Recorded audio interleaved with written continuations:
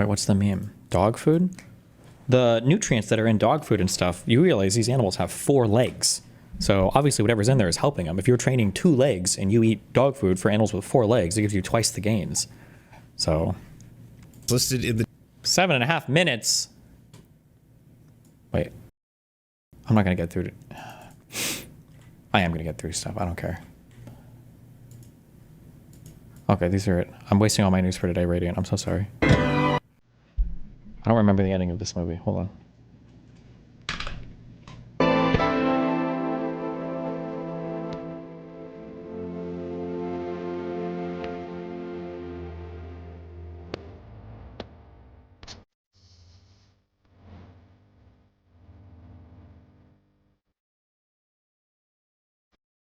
Is the only bad thing about eating dog food the taste, or is it unhealthy for humans? The problem is that a lot of dog food has a lot of artificially inserted furin cleavage sites, and the cleaving of the spike proteins causes it to make your dick shrink. Damn. Maybe this... Wait! Did I hear a Wilhelm scream yesterday?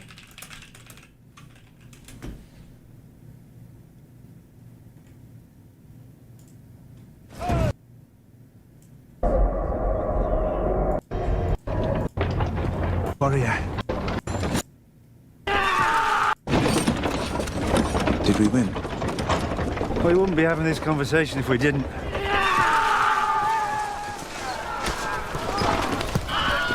That was one, right? I knew it. Why do they do this? It's not epic, it's not funny. It's cringe.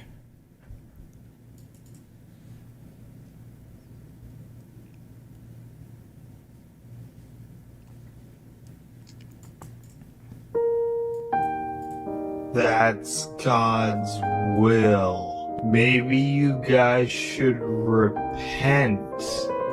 If you didn't follow the evil Democratic Party agenda, maybe this wouldn't happen. It's not too late to be saved. Don't make this political. We need your prayers now more than ever. This is the government's fault.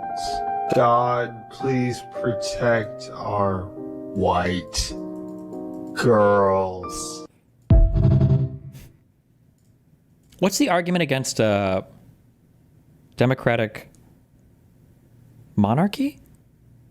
Or what do you call the, like, a republic is just supposed to be not a monarchy, right? And then a,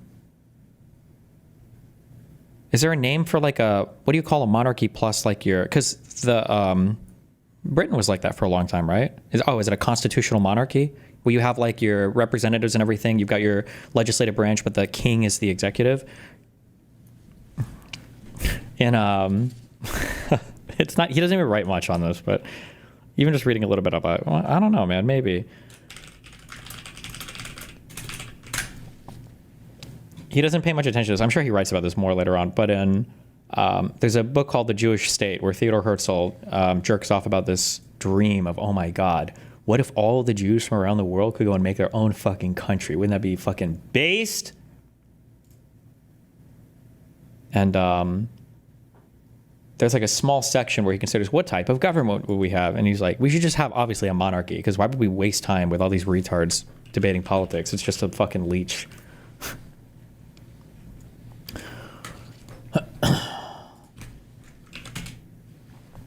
One of the great commissions which the society will have to appoint will be the Council of State Jurists. These must formulate the best, that is, the best modern constitution possible. I believe that a good constitution should be of moderately elastic nature. In another work, I have explained in detail what forms of government I hold to be the best. I think a democratic monarchy and an aristocratic republic are the finest forms of a state, because in them the form of state and the principle of government are opposed to each other and thus preserve a true balance of power. I'm a staunch supporter of monarchical institutions because these allow of a continuous policy and represent the interests of a historically famous family born and educated to rule, whose desires are bound up with the preservation of the state.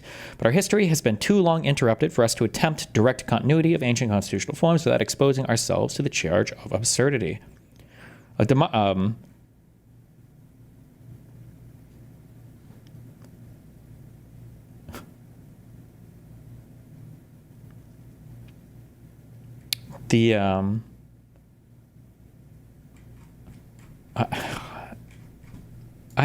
hate politics right now. I don't know what I'm just doomer as fuck. Don't listen to anything I'm saying. Never mind. I'm just having a doomer. It just feels everything is so goofy right now. I think I need a conspiracy theory next that is truly like both sides are. Ever since I Vyvanced out and I'm starting to read more, like this stuff is so much more one-sided than I ever thought. I will look up another lab leak angle after this because, I hope we have time to watch this today, this 3-hour back and forth, because I feel like this is probably going to be the most important back and forth I watch. Like at the moment right now, it seems like in order to believe lab leak, you have to be literally fucking retarded. Like it's just impossible. Because right now it feels like lab leak has to overcome Howard the First. Well, here's the big thing for lab leak. You have to be able to give me infections that were measured before the wet market. If you're going to grant that the wet market was where the first few infections started, I think it's already lost. You're like 99% gone. There's no shot that you can salvage a lab leak theory at that point. There's just no way that multiple lineages of the virus are getting from the lab to the market with nobody else getting infected. It's just not possible. It's just impossible.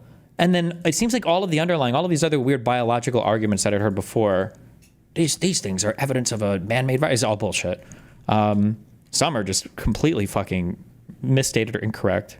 They used human arginine instead of virus arginine. Like, I don't know. Well, I need like a conspiracy, and like the Epstein stuff was like, and it's funny now conservatives are caught up, and even you fuckers had him before. Epstein killed himself. I'm sorry. There's no conspiracy there. He's an old dude. He got busted hardcore for some shit that he was never gonna be able to get out of. That prison, half the fucking cameras weren't working in that motherfucker. Everybody complained about the conditions there. All of our federal prisons have issues. Like he fucking killed himself. And now the conservatives have finally jumped on board. Now that Daddy Trump is here to say it. But that, like reading just that 180-page FBI report, Sam Harris basically believes it came from the lab. I don't want to sound arrogant, but I think it's just because Sam Harris hasn't done the reading on the science. I just need a conspiracy where it's like, oh shit, this one seems to be a little bit believable, or like I can understand. But I remember doing the 9/11. Dude, I have never believed the official 9/11 story more than after going through the reading of that. The 6-hour, the new Pearl Harbor video. And after that, I'm like, oh my God, my government is like fucking my face with facts right now. Holy shit. I have never been a bigger believer in the official story than after, than after reading through all of the stuff related to that 6-hour video debunk. You could do MK Ultra. Well, but that actually happened, right? That's not like a conspiracy. That actually legitimately happened. Have you looked at the JFK stuff yet? Oh, that would be an interesting one because it incorporates some history and stuff too, actually. Maybe I could do JFK, but JFK seems like another one where it's like there's obviously the guy was acting alone, there was no crazy shit, and it's...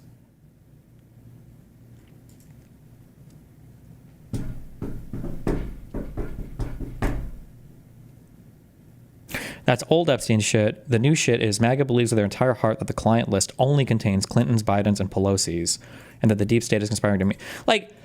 Here's what every single Democrat should only talk to Republicans about, and it should literally just be about Epstein, okay? This is what you need to ask them. If a video came out with Epstein saying, hey, I'm best friends with Biden, would that mean anything to you?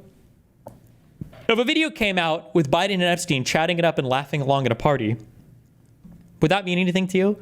If a video came out with Epstein talking about how Biden likes to fuck all of his friends' wives or whatever, would that mean anything to you?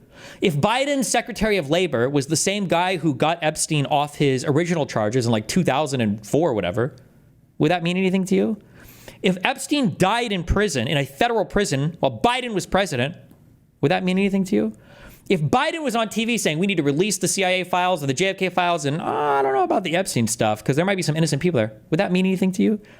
If Biden finally came into office and then his head of his FBI and the other, I don't even remember the other guy was head of, came out and said, oh, actually, we looked at all the Epstein stuff.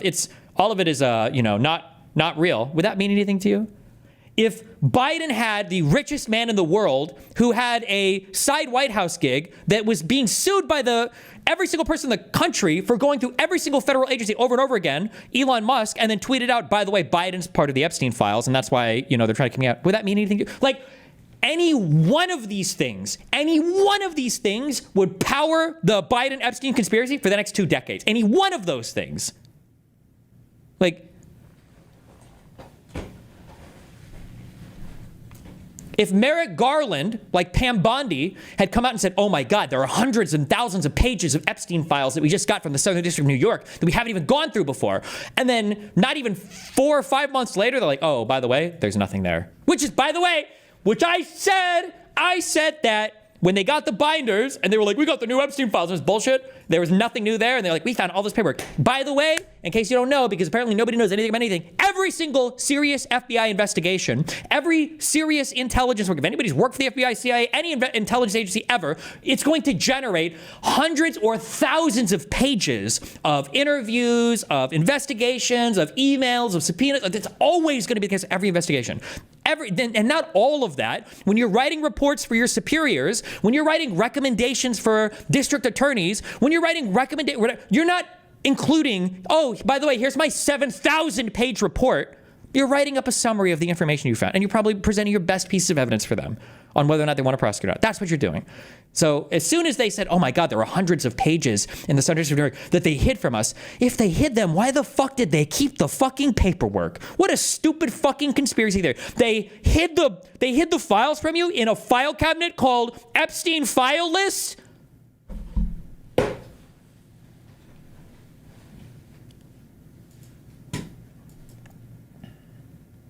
You said it, I'm going to quote you here. Gender dysphoria is listed in the DSM. Maybe it shouldn't be, but as of now, gender dysphoria itself is a mental illness. Maybe we'll look back and say that it shouldn't have been. Still stand by that statement. Yeah, the DSM-5 lists gender dysphoria as a mental illness, yeah. They changed it from gender identity disorder to gender dysphoria, partly because that would make it sound less stigmatizing or whatever, but it's listed alongside all the, now it's not listed as a mental illness, though. I mean, to do that is something that right-wingers do, I think, specifically to be able to, again, like you just mentioned, stigmatize trans people, but it's not listed as a mental illness. That's a factually incorrect statement to make. It's not. By the way, listing gender dysphoria as a mental illness is better than listing being trans as a mental illness, because if trans is a mental illness, you have to cure the transness. Gender dysphoria can theoretically be alleviated with hormone treatment, other gender-affirming care. So it's an improvement than just listing being trans as a disorder. But gender dysphoria, DSM.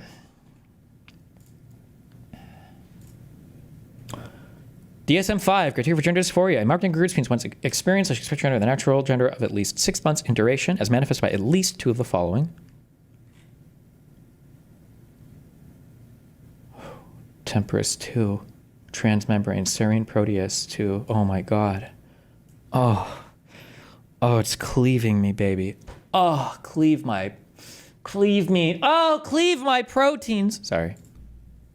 And the DSM, so in the DSM-5, gender dysphoria is listed as a mental disorder that can arise as a result of extreme stress or distress that comes from one's own gender identity not lining up with what they were. You just said it's listed as a mental disorder. No. See, the wording here is very tricky and important. And so it can be diagnosed as a mental disorder, gender dysphoria specifically, and this is not done to stigmatize trans people. It specifically does not list trans people or non-binary people as having a mental illness. Sorry, hold on. He didn't say that. He said that just gender dysphoria was diagnosed. Gender dysphoria is not the same as just being trans.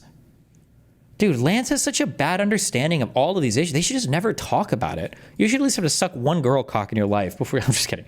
Like, I hate all. It's okay. I need to whip out the Factorio again. What is it called? Paragons or Paradorns? What's the 50,000 hour Factorio mod?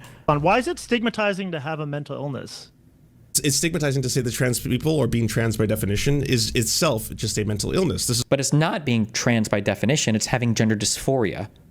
Those two things are different, unless you're a true scum or a transmedicalist or whatever, which I am, by the way. But you can have a trans person with managed gender dysphoria, and that is managed via hormone care or other forms of gender-affirming treatment. This is what right-wingers are consistently doing. No, this is, gender Tim trans- Pool. A right winger is never, ever drawing this distinction. And it's hilarious that you would even think they would know the fucking difference. What? Has being himself trans- tweeted that out. But being trans is not the same as having Gender dysphoria, anyway. correct. It's Like, if I just not. want to dress- But that's why it's important. Yeah, but it's important to actually identify these things, whether or not they're correct. He did identify that, though. You're the one that's conflating the two. And again, it lists experiencing gender dysphoria as a mental disorder. So that's different than your statement. Both statements that you made so far. What statement? Is that different? So I then? feel like you told me, do you stand by this? I said yes. And then you said, no, you're wrong. And then you read me something that just echoed back what I just said. I might need more caffeine, but you got to explain this to me. So You're saying it's so first off, it's not yeah. mental illness. It's a mental disorder, right? I don't actually know if these things are that meaningfully different. I'm not sure, but Okay. We're distinguishing between those two. And then secondly, it's not by definition, if you are trans or if you are non-binary, you have a mental disorder either. Because that's not what the DSM... Yeah. No, I know, but that's what the implication of that sentence and you then doubling down on it means. You asked if gender dysphoria in the DSM. I didn't ask anything. I read you a quote of yourself that you had said out loud. And I said, do you still stand by that? the quote You was... said it, I'm going to quote you here. Gender dysphoria is listed in the DSM. Maybe it shouldn't be, but as of now, gender dysphoria itself is a mental illness. Maybe we'll look back and say that it shouldn't have been. Yes. I don't know if Lance even knows the original statement that he read. I don't know why anybody lets this guy go out and debate with anybody ever. He's actually very brave and stupid. Actually, just probably more stupid. Out loud. And I said, do you still stand by that? Even though it's factually incorrect. It's factually incorrect that the DSM-5 has a condition called gender dysphoria? See, now you're changing the topic.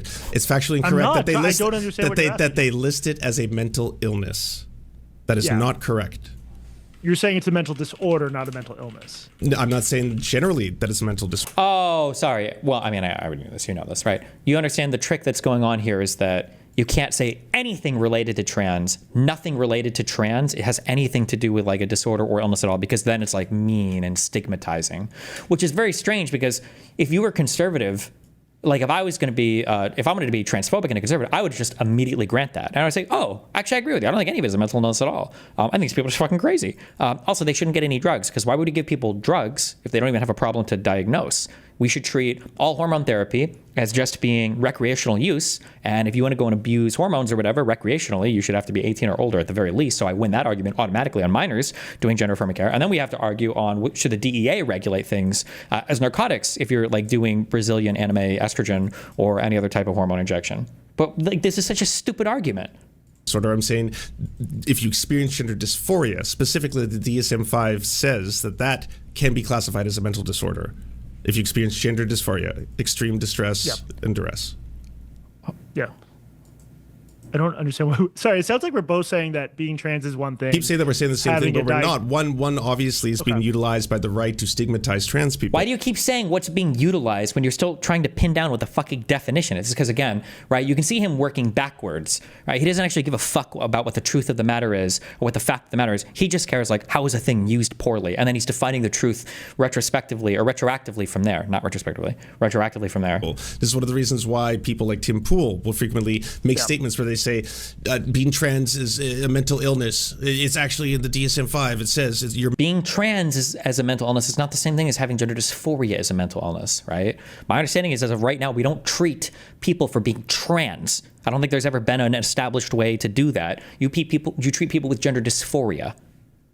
mentally ill and stuff like that, because they both think that having a mental illness is something worth of stigmatization. And in addition to that, they want to associate that directly with trans people. So I think furthering that idea, especially coming from, again, someone like you, who is not someone who identifies as a right-winger, a far-right extremist, or any of that kind of stuff, it then gives ammunition. Tim Pool can say, well, yeah, Jesse Singal said here that the DSM-5 says it's a mental illness. What do you think the DSM-5 says gender dysphoria is? Can we pull up the DSM-5 and just read the actual definitions? Oh, no. Uh-oh. I'm extremely... You seem like a friendly guy interpersonally, but I'm very... He's very retarded, though. Confused right now because I feel like you're yelling at me and I don't... Well, not yelling. You're not yelling at me. Your tone is totally fine. But the DSM, I was like, I don't believe I've yelled once this entire time. But anyways, I'm going to be. I want to pull it up here so we don't get anything mixed up. So it's on table 2. The DSM-5 criteria for gender dysphoria are marked incongruence between one's experienced and expressed gender and natal gender of at least. Criteria for gender dysphoria. Criteria for what? What is the criteria laying out? To diagnose it? To diagnose it as what? 6 months in duration, as manifested by at least 2 of the following. A marked incongruence between one's experienced expressed gender, primary and or secondary sex characteristics, or in young adolescents, the anticipated secondary sex characteristics. B, a strong desire to be rid of one's primary and or secondary sex characteristics.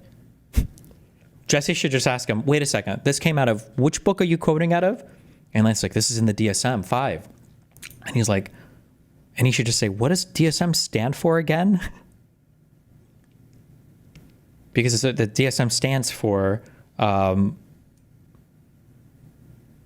it's the statistic, wait, fuck, what is the S? It's the diagnostic and, it's like statistics manual, I think, for mental disorders. I think that is like the full, wait, hold on, fuck. Wait, let me check real quick. Wait, delete the spot if I'm wrong. The diagnostic and, oh yeah, okay. The Diagnostic and Statistical Manual of Mental Disorders, 5th edition. That's what you're reading out of. So what are you talking about? Characteristics because of a marked incongruence with one's experienced and expressed gender, or in young adolescents, or a desire to prevent the development of the anticipated secondary sex characteristics. C, a strong desire for the primary and secondary sex characteristics of the other gender. D, a strong desire to be the other gender, or some. You're reading some of the criteria for the diagnosis. Affirmative gender different from one's designated gender. E, a strong desire to be treated of the other gender, or some alternative gender difference from one's assigned gender. And then F, the final one, sorry, this is taking a long time. A strong conviction that one's typical feelings and reactions to other gender or some alternative gender differ from one's designated gender. So this condition is associated clinically significant distress or impairment in social, occupational, or other important areas of functioning. What does that mean? So what you just read, those are the criteria for what? For gender dysphoria. Which is? And what is gender dysphoria? Did you want me to reread the entire thing? No, those are the diagnostic criteria, you retarded fucking dipshit. The gender dysphoria is what they determine. Again, gender dysphoria is what they determine, okay, to be someone who is experiencing distress, duress as a result of having. No, I know. Distress and duress are 2 of the huge components that usually comes when you're identifying a what. But what does it reflect that it's listed in the DSM-5? Like, what is if you experience gender dysphoria, then that is what is classified as a mental disorder. So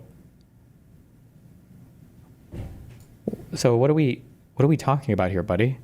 Because they're doing that not to stigmatize it, but in order to allow doctors for the ability for them to diagnose it properly. That's why it's in the diagnostic manual. Yes, that's what. Yes, you're diagnosing a mental disorder of some kind so that you can treat it somehow. You get medical attention. So you're saying that distinction is very important. And you keep going back to, I think we're saying the same thing. We're not. The term mental illness is never used at all in the DSM-5 in relation to trans people. And also, being trans or being non-binary is not itself a mental disorder. Careful. Are trans and non-binary different categories now? Experiencing gender dysphoria. That's what he said literally right at the beginning of this. That's literally what he said. Okay. Do you think gender dysphoria is listed in the DSM-5 as a mental disorder? Experiencing gender dysphoria is. Experiencing gender dysphoria is a mental disorder. You said it, I'm going to quote you here. Gender dysphoria is listed in the DSM. Maybe it shouldn't be, but as of now, gender dysphoria itself is a mental illness. Maybe we'll look back and say that it shouldn't have been. So 5 as a mental disorder. Experiencing gender dysphoria is. Okay. Yes. Yeah, I think we agree, unless I'm confused. Okay. Well, what's the difference between a mental disorder and a mental illness? And we're talking about the symptoms. We're not talking about being trans. I'm also not even defending. I'm just saying it's in the DSM, and you won't. So you're saying that it doesn't matter to you if you call it a mental illness, even though the DSM-5 doesn't call it a mental illness, because you don't see it's a distinction without a difference to you between the two. The DSM-5 is a list of mental health diagnoses or mental disorders, and one of them is gender dysphoria. In the ICD, they branched it out and they gave it its own category, so it's no longer considered a form of mental disorder. I also I just got to say, as someone with a family history of a fair amount of mental illness and my own struggles, like this idea that let's say gender dysphoria is a mental illness, like that doesn't mean people who have it are any less worthy of everything they deserve in life. I think it's this weird back. He should just flip this. He should just ask Lance, do you think that depression is a mental illness? And then if Lance says yes, like, why are you stigmatizing depression? No one is implying that. I mean, that's a very underhanded tactic to try and get away from the fact that you were incorrect about this. I'm not talking about it's not about stigmatizing. He wasn't incorrect, though. People with mental illness, but it is, again, being utilized and weaponized. Like, by the way, Lance posted this clip of him just being completely and utterly fucking wrong. By the right, to the far right in this regard, to try and stigmatize trans people. And this is yet another example where I think that they can use quotes that you've said or statements you've made. And again, it's not coming from a right-winger. It's coming from liberal journalist Jesse Singal.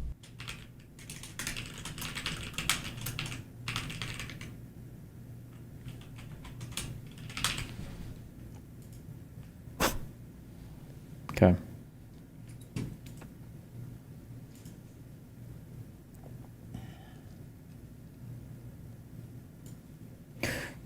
Is there a YouTube video of me saying this? I feel like I used this exact same argument. I feel like I said this in debates a couple years ago. Where I was saying, like, if the Epstein files were real, why wouldn't the Biden admin or whatever dump them to show how evil Trump is or whatever? I feel like I used this at least once in a debate. Hey, Destiny, do you know what's the best way to submit, or I'm sorry, do you know what's the best way to resist the seduction from a BPD seductress? My ex keeps texting me, bang your homies, bro. It's bro job time.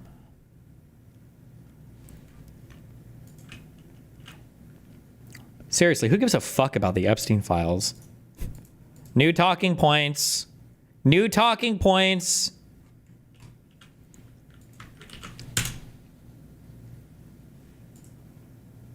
I think about sometimes, many times.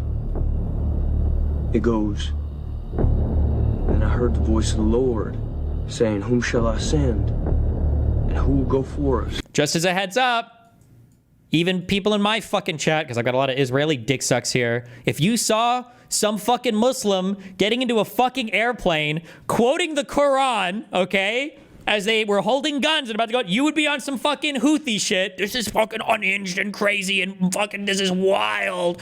Bro, you would be losing your fucking mind over this. But because they're white and Christian, it's A-O-fucking-K. There's a Bible verse I think about sometimes, many times. It goes, and I heard the voice of the Lord saying, whom shall I send? And who will go for us? Oh, and they got the Shaheed and everything playing in the back.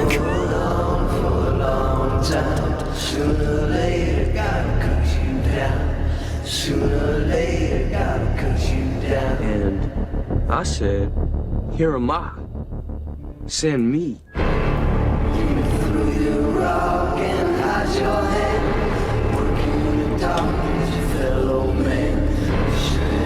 Nasheed, not Shaheed. Sorry, I don't know the fucking. What is a Shaheed? Is that a real thing? I feel like there are like 6 letters that Muslims use to describe every part of their, like the ummah, the muha, like I feel like there's like it's all like the same fucking word. It's like Mexican food. They have like 4 ingredients and they make 7 trillion different things with it. Like what's the difference between the ingredients like an enchilada and a taco? Well, it's the same shit. Just one goes in the oven and it's just a little bit different. Like okay, dude.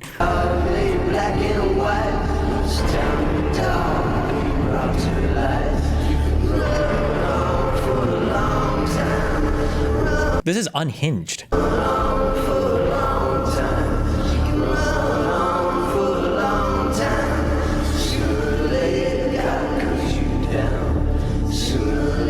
You're mixing Islam up with the Fremen from Dune? Can I? Fuck.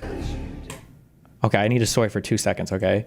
I stand by my take that Dune 1 was a super meh movie. Oh my god, it was so fucking meh. Dune 2 is a very good movie. Dune 2 is fucking Epic and based, okay?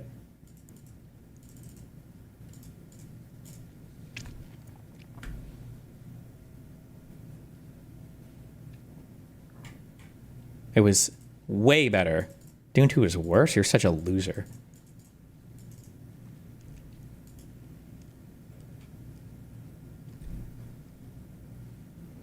Also, if you've ever watched any superhero movie, literally ever, every superhero movie is always on some like inclusivity, soy, like outsiders, you know, should be welcomed and loved.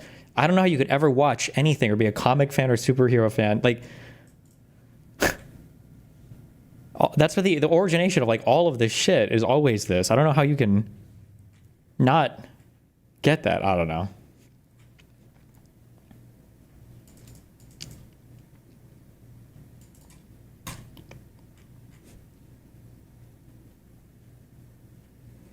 Listen, when you watch Oppenheimer and fixate on Reddit memes, okay, I can't help it. If, oh my God, hold on. This is my favorite scene in Oppenheimer. This was so fucking sick.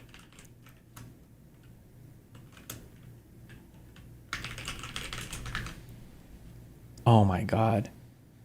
Do you remember when they were in front of the board and then they were like, oh my God, we looked at the equations and it could set the atmosphere on fire? Oh my God, it was my favorite. I'm sorry. God, I hate that fucking movie. God, that's such a dog shit fucking movie. Oppenheimer was so fucking bad. Oh God, it was such a bad movie. Okay.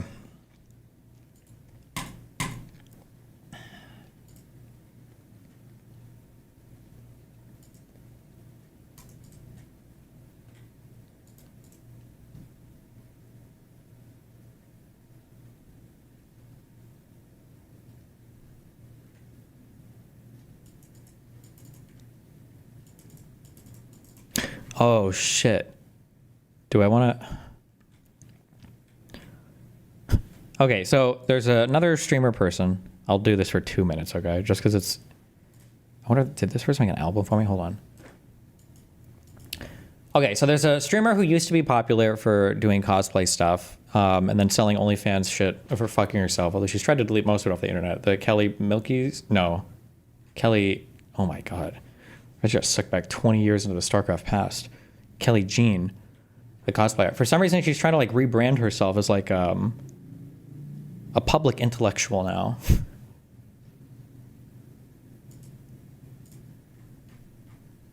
And I guess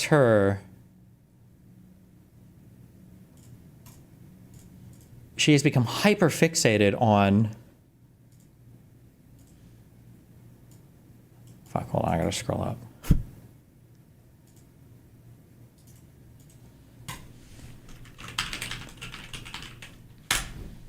She's become hyper fixated on saying that I'm an idiot because I called the baby. You mean the fuck, I don't remember what it was. I called some element unstable, and she's like, "It's not actually unstable. It's reactive." And then she did like a 30-minute science stream yesterday. And it's just like it's the funniest, it's the craziest. Like, remember the meme I said, like, when people hate me, they just go like completely overboard? Like, her and Jessica are like, he doesn't even know where this is on the periodic table. Like, 1 minute of Jessica's like, oh yeah, I don't know anything about chemistry at all. It's just, this is the funniest. This is just the funniest. I don't even know if I call this a crash out. It's just so fucking bizarro. Hold on, I gotta see. I don't remember what time does this start? Right? And then a bunch of people going like, attempt. That's awesome. Is psychosexual obsession with Kelly Jean that did not take like a lot of chemistry. I don't know anything about chemistry. Oh, so here's... Loved it. W that guy. This guy is actually fucking retarded and doesn't know anything. And the more he speaks about literally any subject that he hasn't spent... By the way, So she was a doctor, she's a lawyer, and now she's a chemist / physicist / I didn't pay attention in chemistry. I think I got a decent mark in high school chemistry, but I did not take like a lot of chemistry. I don't know anything about chemistry. So if you hear me say, oh, I have no idea about that, it's because I'm a retard. Like weeks or... Do you think... So the only thing I would... And then also because I said she's getting fat, which she is. You can tell by the way she positions her camera. Now she's gone back to having a live camera on all of her streams to try to prove that she's not fat, I guess. expect here is there's no way Destiny would spend time trying to prove that he was correct over Kelly, right? There's no way his ego is fragile enough that he'd have to go and prove that he was correct and Kelly G was wrong. I also love it's the counter of like the relentlessly like being unhinged and talking shit and doing weird stuff, and then if the person ever responds like, oh well actually it's because that person is upset and they have a fragile ego. She did a whole, and she's been like arguing all day in her in the Discord over this too, because apparently a guy who I guess has a degree in molecular biology showed up, and he's like, I don't know why you're saying this, Kelly, I don't think you're necessarily correct here. And she's been like fucking soy freaking the fuck out over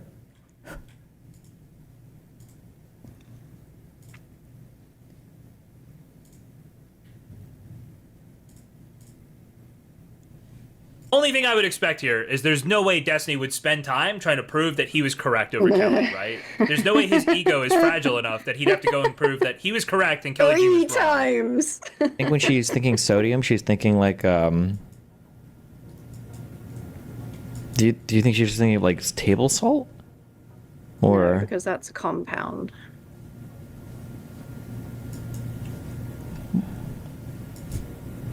He's trying to figure it out himself. yeah, I said fluoride and not sodium as well, but I mean it's from the same Fluoride column, isn't in the periodic table. He means fluorine. He does this several times for some reason. Oh, well, we love a pedantic queen, Kelly. Thank you. I also, one of my favorite things, this happens here too. I like to showcase this too. So ordinarily people like Cherry or Kelly just to go and fight with them like crazy, but he has to do this thing where he has to like rein it in hardcore to give them free reign because they're there just to shit on me. One of those moments is happening right now. So he makes the joke that she's being pedantic. We do. What do you call this? Wait, like, do you call them columns? They just put an element in the water? That's fucking crazy. Do you guys. call these columns? Here's a good start. Oh wait, fuck, is it not here? They have an argument for, they go back and forth for like 2 minutes on whether or not it's pedantic. Maybe it's coming in the future. Group. Okay, group, my bad. Oh, but also, fluorine is not in the same group. No, it's not in the same group. It's just simply in the periodic table. He said fluoride. Yeah, so, Which but isn't even that- if you meant fluorine, I didn't say it about, sodium, I said about fluorine or something. Yeah, he Like a totally different mentions group. fluorine and says, this is my side, I think. Well, he kind of floats over neon and fluorine, so I don't know. Okay. What level of hate watching is this? I don't know. Especially right after Gisticle is like, yeah, I don't know fuck all about chemistry. And he's like, and he says fluorine instead of fluoride. He mixes it up.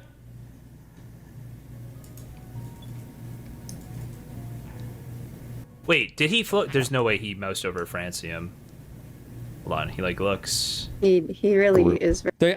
There's a central point that I want to bring this up at the end of this like 5 minutes that kind of ties in other stuff I talked about before. It's the funniest part of this whole thing to me. We'll see if anybody gets very it. lost. Okay. I don't know. Is he like, because he's going to argue that things in this group, like I was arguing about fluorine, but it's the same group or whatever, right? It's not. Well, he said fluoride, but he clearly didn't mean fluoride because he was trying to correct on compound anyway, right? So, but then he went down, he was like, That's- where's the yes, F that I was that's- talking about? That's not how it works, yeah. Oh, the gulping. Again. Disgusting. Directly into the microphone. Ugh. Grim.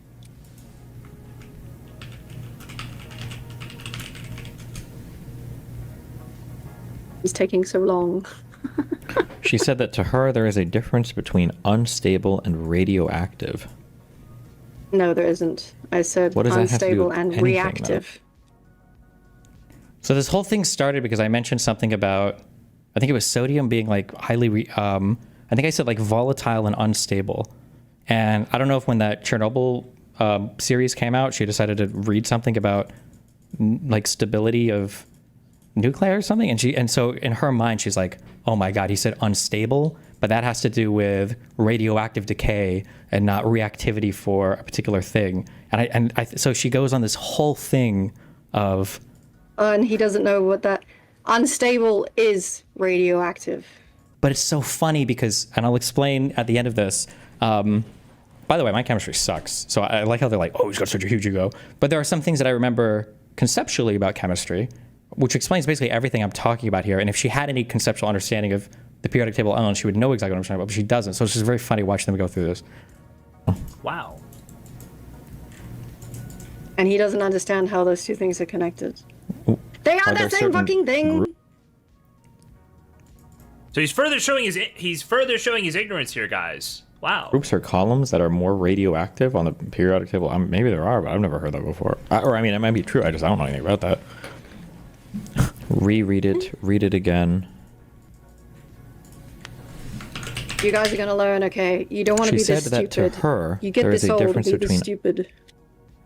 Unstable. Okay, I'm helping you not be this guy. And reactive. Oh. Well, I mean, I guess maybe like unstable might imply radioactive. Yes. Unstable is radioactive. Reactive is two things combining. Wow. Two very different terms in chemistry. The bottom side they don't mean is similar things at all. Oh. Isn't everything in that column? Hold on, what does he say? Oh, I'll read the chat messages after. Based. I was too lazy to Google Scholar this, but I'm sure we could find at least one paper where somebody refers to something in the in that leftmost group as being unstable and like volatile and reactive, and it's obviously not talking about the stability in terms of radioactive decay, but which element on the periodic table is the most electronegative? I think it's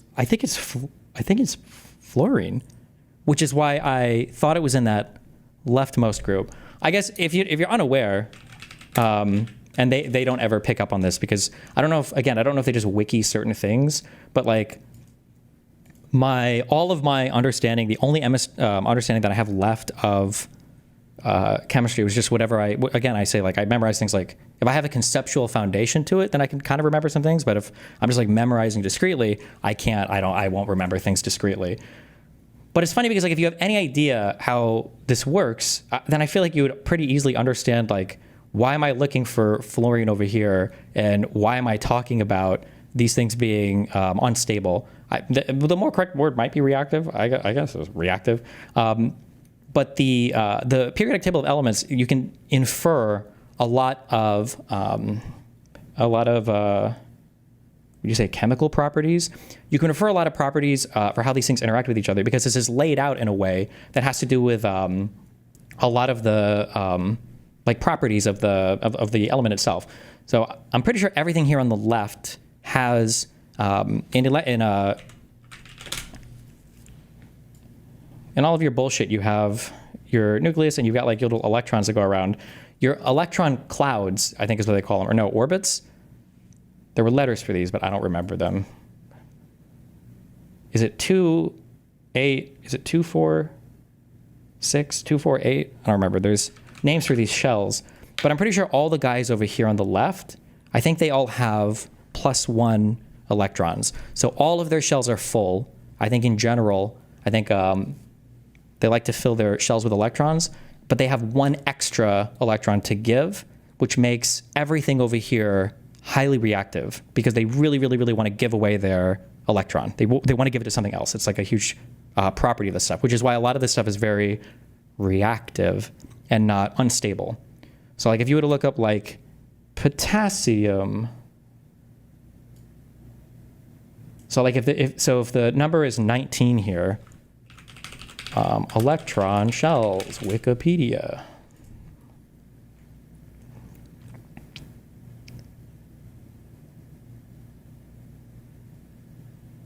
Proposed configurations. Does anybody remember the... Oh, so like here. So the first shell is 2. Okay, so that means you can fill up 2 in your outer ring. Then the next one is 6, and then the next one is 10, right? So that would mean that at 2, 6, and 10, right, you have 18 electrons. The prediction for this element, it would probably be very, very, very stable, or not reactive, right? And so I think when you go over to this part of the periodic table, these guys over here noble gases, I think are what they're called, right? I think these guys are all generally non-reactive to things because all of their shit is full. See, like helium has 2, neon has 2 plus whatever the next one is, 6. Wait. Oh, wait, fuck, I added these wrong. I'm sorry. It's, oh, no, wait. No, I didn't. Wait, is it 2, 4, 4, 4? Is it like that? It's 8 in the outermost orbital. Sorry. It's 2, 4, 4, 4. But it's, sorry, the math ends up working out the same. Ooh, it's dangerous. But all of these guys have all of their electron shells full. That's basically that's what I'm trying to say, okay? I don't remember what the... Oh, no, wait, I was right. Oh, wait, well, I can just look and check. So if neon is atomic number 10, it should have 10 electrons in its default configuration, and it does, so fuck you. These are suborbitals. It's still 2, 4, 8 or whatever. Okay, whatever it is. Whatever it is, they got all the electrons they want. These guys want to give one away. That's all I know, okay? I thought fluorine was over here, because I remember fluorine is like super reactive. But so my assumption is, oh, I guess fluorine must be one of these guys, which is why I was looking for it over here. I don't have this fucking memorized. Also, I don't, I hated chemistry. I think I've said that most times. Chemistry is my, I hate this fucking subject. But the fact that they managed to, one, they don't pick up on, I don't think they know any of the like properties of any of the things here, which is why they're just, it's all just like random elements. And then they spend like 20 minutes hate watching. Me just like talking about a random thing. Okay. Do you mean to say fluorine or fluoride? I meant to say fluoride or die in your mom's. Oh, yeah. Doesn't know. One of those is the element, and then one is a molecule with a couple of them. No, it's not a 2 of them, molecule. maybe? Which one is the... I don't remember what fluorides are. It's fluorine plus something else. There's probably a bunch of different configurations, maybe. I don't know. But, fluorine. But I mean, like, if you're going to say it's not a molecule, I think a molecule is any 2 atoms. Like O2, I'm pretty sure, because oxygen will bind with itself. I think O2, I think, would be considered a molecule. I don't remember 100%, but just the insane level of... Or fluoride. It's an ion. I don't remember now. I don't know what ion has to do with being a molecule or not. I'm pretty sure you can have a single atom that is an ion, right? Meaning plus or minus an electric charge, because it's... Now you're making me... Oh, is it really? It's Ionic not even bonds. I don't know what that has to do with anything. Ionic bonds aren't considered not even over there, to though. be a molecule. Fluoride... Ionic bonds, metallic bonds. Oh, can fluoride exist on its own as an ion? As a single... maybe it might be able to. I don't remember. Like I said, I fucking hate chemistry. But Bonds, some compound bonds. Wow. But are covalent bonds, they usually are. So, like, all you have to do here is say, by the way, just so you guys know, okay? All you have to do here is say, oh, yeah, I don't know anything about chemistry, it's probably wrong. Right? That's all you gotta do. But because it's Kelly who said it, he's gotta dig into the stream segment. And Kelly just likes to highlight that, okay? So her name is Destiny is fat. Yeah, because we found out now that apparently Gisticle was feeling really bad about his weight when Kelly coached him like 4 months ago. I think when his picture got leaked to go to the gym and stuff and see a therapist. And I think that's when Kelly started to attack me for being fat, I guess. So I want you guys to remember what we're doing this for. That is the entire reason. The only reason why we're doing this is because he's bothered by it, right? I would not be doing this otherwise. But the fact that he spoke about this 3 times and also in 4 times now. I like how the admission is that she's going to come on and hijack like 40 minutes of his content just because of how mad it makes me. And then meanwhile, Kelly has been literally debating in their Discord server like for days about this subject with people in the Discord. Load 87 more images. Oh no. I look forward to him accusing me of scamming the government again. I don't know why he makes me so powerful. Oh, making fun of my girlfriend again? Don't look at her tattoos. Every woman he's been with is more attractive than he deserves because he is a doughy, balding fatso. I like how they have to make a carve out, though, for the women that I've fucked at that server, because then it's shitting on them, obviously. So they have to like say, oh, but like, oh no, Zoe, she's like really pretty though. It's just like so fucking crazy. The unhingedness. Girl, I think you sound smart as fuck. You sound like you have a brain I would love to pick just because of the fascinating answers. This is Hannah, the girl that tried to trap me into saying some retarded shit on Discord, who's filled out an affidavit against me. And then I love the statements like this. How do you not at least remember unstable elements are mostly the man-made elements at the later end of the table that quickly break down, or that an element being unstable means it's radioactive? Like, it's such a weirdly bizarro thing to say that if somebody were to say, oh, I think sodium is kind of unstable, like if your mind instantly were to go to unstable, like radioactive, it's like, well, it's sodium, right? It's in that, I don't know what it's called, but it's in that +1 electron group. They're probably talking about it, gives away an electron, it's very reactive. I don't know where you would go to. I don't know if any of the, fuck, I'm not going to remember.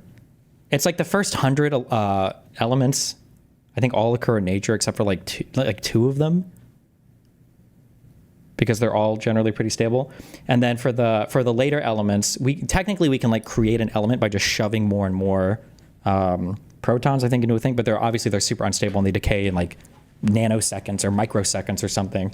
So they're not like, I don't even know if you'd say they're real elements, but well, I mean they are, I guess. If they can exist, they can exist. Oh, nice. I didn't even notice this. Alzheimer's jokes. I hope he never gets a fake disease that affects his memory at any point. That would be bad. I would let him know that erythromelalgia can be caused by a gain-of-function mutation in the SCN9A gene, but unfortunately he thinks it's a fake disease I just made up. Destiny trying to learn about gain-of-function when he doesn't have a basic understanding of anything is quite funny. But if I didn't know anything about chemistry, I wouldn't bring up the periodic table and gesture wildly and say X elements are unstable or volatile when they are not.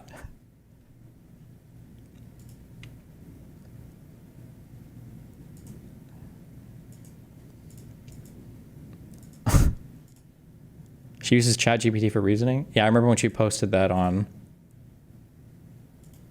Twitter.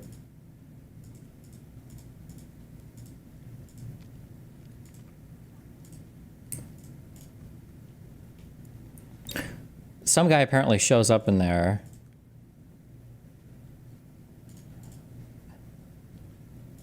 Some guy apparently shows up in their Discord, or maybe he's always been in there. I don't know who this guy is. I never said sodium wasn't unstable, but stability and reactivity go hand in hand. If a chemical is unstable, more often than not, it's very reactive. Stability of a molecule can drive reactivity because of its innate high energy state. I don't even know if that's true. I don't know enough about. And so Kelly starts arguing with this guy. No, they don't. An element can have a stable isotope or an unstable isotope and be reactive or unreactive. There is no correlation. They affect nothing, or they affect different parts of the atom.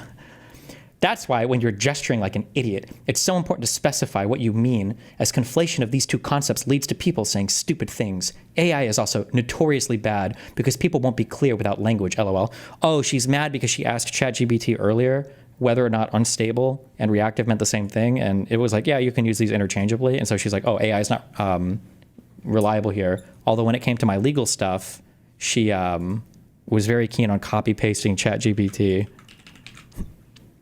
So, but for this stuff, it's apparently not reliable.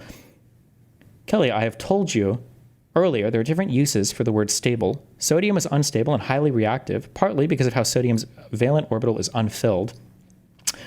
It has one electron when a full shell would have two, making its electronegativity state unstable and highly reactive because of its unstable electron configuration. And then, wait. Oh, fuck. I get so many random screenshots. I don't think I have the one. She tries to pull credentials on the guy or like ask him like, what even is your background or whatever?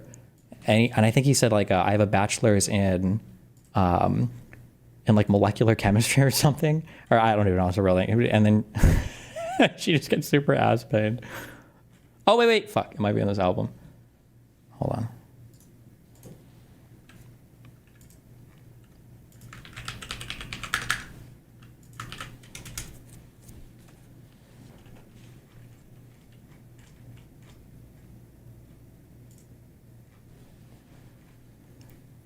I'm an autist and we were too poor to have a PC and internet when I was a kid, so I read whatever books were in the house. My mom's ex-partner had A-level science books.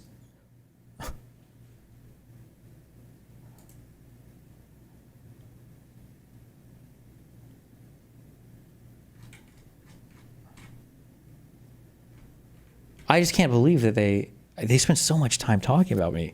It's so unhinged. Oh. The Minds guy did not attend the science lesson yesterday. I have a degree in biochemistry. I learned this shit painstakingly. No shot. Biochemistry? Oh shit. Post-degree pussy. There's no way. Post it.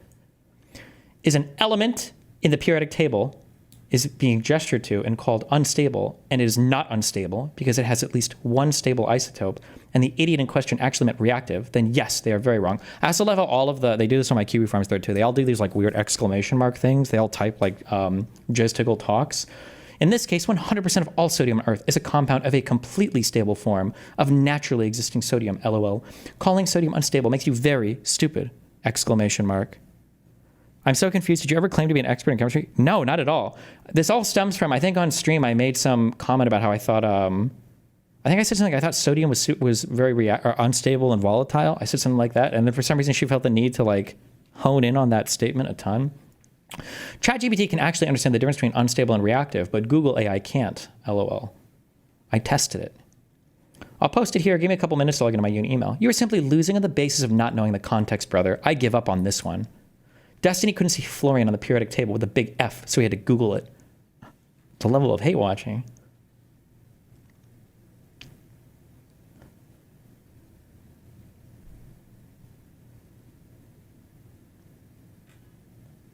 Here's Stacia. Remember, these people are so afraid of me that they won't be witnesses in the case, but they have no problem talking about me 24/7 in this Discord. He's also forcing his audience to learn about COVID conspiracy theories, so they already hate him for watching 3 hours of videos of what gain-of-function gene mutations are. I don't even know what gain-of-function gene mutations. Okay. I'm not using it in a broad way at all. You are advocating for using it in a broad way yourself. I'm using the correct definition of nuclearly unstable. It must be radioactive. Unstable and reactive are not the same thing. Yes, but in organic chemistry, especially stability, is also used to describe the driving force behind why some elements or compounds react with other compounds or elements. For instance, in organic chemistry, there are reactions where high-energy intermediates are formed and referred to as unstable due to their high-energy state. In this context, stability isn't referring to nuclear stability, but energy hybridization stability. Oh, actually, that must be true, because when we learned about the spike protein, I think it uses the phrase, I think it's called thermodynamically stable. Maybe that refers to all kinds of energy, that there are some configurations that are more stable or less stable or whatever. And that's not talking about the radioactivity at all, obviously. The Minds guy did not attend the science lesson yesterday. Wait, are these out of order? I have a degree in biochemistry. Maybe the person repeated these. Imagine believing everything Destiny says. He also said I'm fat. Is that true? Anyway, here. Oh. Oh no, he posted his degree.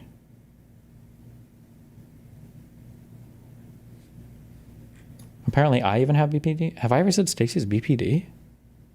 Wait, is this all because he said unstable instead of reactive? Yeah, I described, I don't even know what the context was. I don't know fuck all about chemistry. I fucking hate chemistry. But, yeah, I don't know. It's just so funny how obsessive.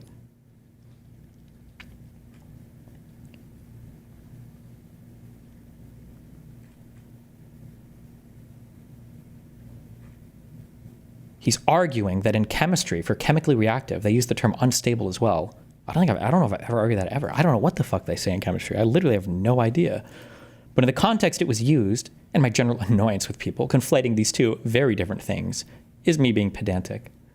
Do you actually think this my argument is? Stability doesn't just refer to nuclear stability, Kelly. It is a general principle in chemistry that the more a charge is dispersed, the more stable is the species carrying the charge. Okay. Carbocation, structure, and stability. If you can't get the point across with a nuclei versus valence shell, just let it go before you annoy yourself to a mini stroke. Do you actually think this is my argument? It has to be, because the most abundant form of sodium that makes up 100% of what is on Earth is not of an unstable isotope. The nucleus is stable.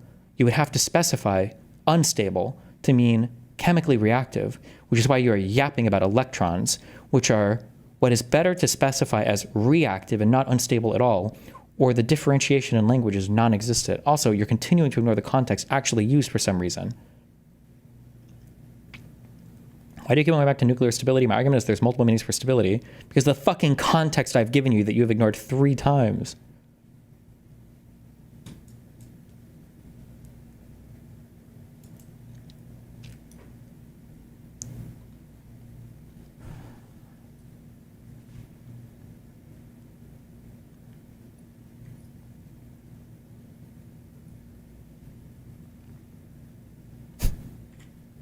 No, lol, the context is Destiny being a retard and gesturing at the periodic table without knowing anything.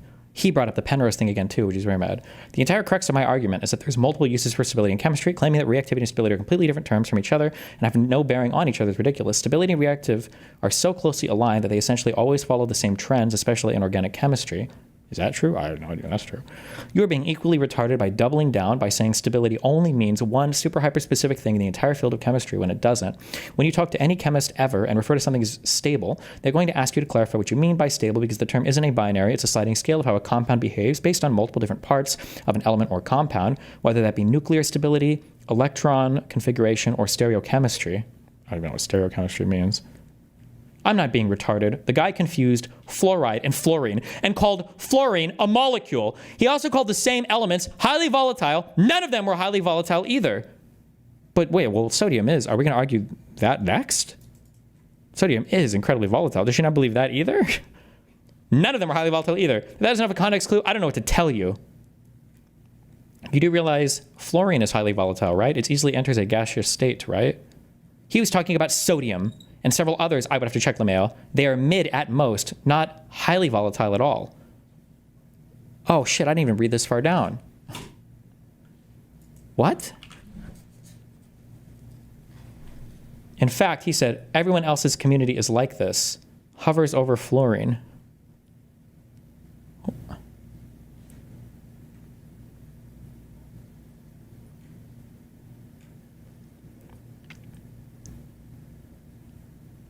He said fluorine was like his ops communities and that they were better LeMayo. He called his community highly unstable and highly volatile sodium, and then said the other communities were less like this. This is why the context is important both. I'm not defending what Destiny said, I'm just saying you're just as pedantically retarded. He said some objectively incorrect things, so yes, I will correct them because it will bother him, and he sits around lying about me, so why not? Oh, she's mad because we call her out now for, she made a fake rape accusation against her ex, Henry, probably because she was mad about getting shut down by so many guys because everybody in the industry realized that she was fucking insane. And then he came out and he corrected the record on it. Was he the one who she tried to break into his house after for not talking to her again, or was that a different guy afterwards? I forget. Except you tried to overcorrect so hard, you said just as retarded shit, LeMayo. Nothing I said was retarded at all. I just made clear what he was wrong about. I feel like the exclamation mark on their server is like the new smiley face.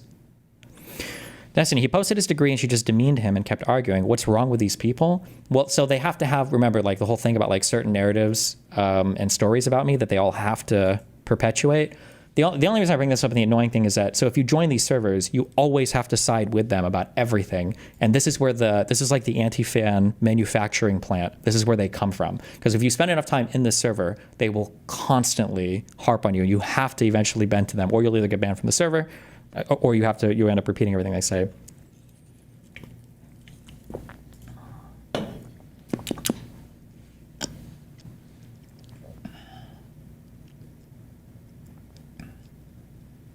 I love the obsession with like not caring. I just think it's hilarious that Destiny can't not try to disprove Kelly while trying to make it look like he doesn't care, laughing.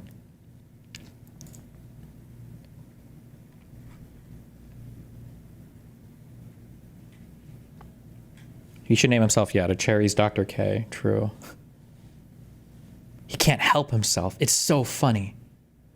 Did this guy really just show up to piss himself over Kelly correcting Destiny's chemistry term usage? Imagine the level your life has to be at. Yeah, I was gonna say, like, after you guys have been talking about it in your Discord for days now, weeks.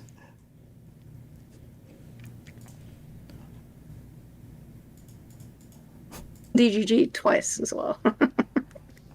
It's just it is spite driven, yes. But I also want to make sure that you guys are not this stupid. Because he linked the streamable sure, himself. yeah. Was it before the stream? It must have been before the stream. He linked the streamable himself and was like, wait, Yes. am I retarded not understanding something? Isn't everything in that column of the periodic table highly reactive? He didn't say reactive though. I have a Like the hyperfixation on this one word is so obviously fucking retarded. clip of him Said highly saying unstable, reactive, right? highly unstable, highly volatile. Sodium is not unstable. 100% of all of like the sodium you find on Earth is the stable isotope of sodium. There is only one naturally occurring unstable isotope of sodium, and it is trace amounts. Every other unstable isotope of sodium is man-made synthetic. We use one for like PET scans, and that only has like a half-life of 2.5 years. Okay? So Okay. all of the sodium you're ever going to see in your life is stable, but it's also a compound, like it's salt, right? Salt is a compound. Is she thinking of the elements that we've created that only exist for nanoseconds? Is she actually retarded? No, she's not. No, the compound, okay, the isotope. Like when I say that, does she not realize that the super unstable elements are like, I shouldn't call them fictitious, but the man-made ones at the very end, does she not realize that's what I'm even referring to? I have no idea. There's an isotope of sodium, which is unstable. Well, I don't know why she's so hell-bent on talking about isotopes of I have no idea anything about isotopes of sodium. It's just such a weird fixation on an offhanded comment. 10 or so, I think. I can't remember how many it has. All of those are radioactive because they're unstable, right? You would not want to turn the sodium that we use for PET scans into salt, but you could make a compound salt of that same sodium, but if you ate it, you'd probably get cancer. So I wouldn't recommend it because it would be... What is the sodium isotope? What does it even decay into? Can something decay back into like just an ordinary, like can an isotope decay back into like the default stock element or... Yes. What is the sodium isotope decay into? Does it just decay back into like the ordinary? Does it even matter? Emitting radiation, right? Probably don't make radioactive salt. Wouldn't be my recommendation. Google sodium decay paths. I don't even know what sodium isotope. Most common. Yes, I just said it's a compound, isotope. BB poison. That's what that is. Sodium chloride is a compound. Yes. Kelly is differentiating, sorry, are you guys. confused? Kelly does not Hello? think that sodium Oh, no, wait, by that's- itself is the same as sodium chloride. Yes, I'm saying Anyway. I wouldn't recommend making that compound and eating it. But you could if you wanted to. Although you might get a bit in trouble doing that, but anyway.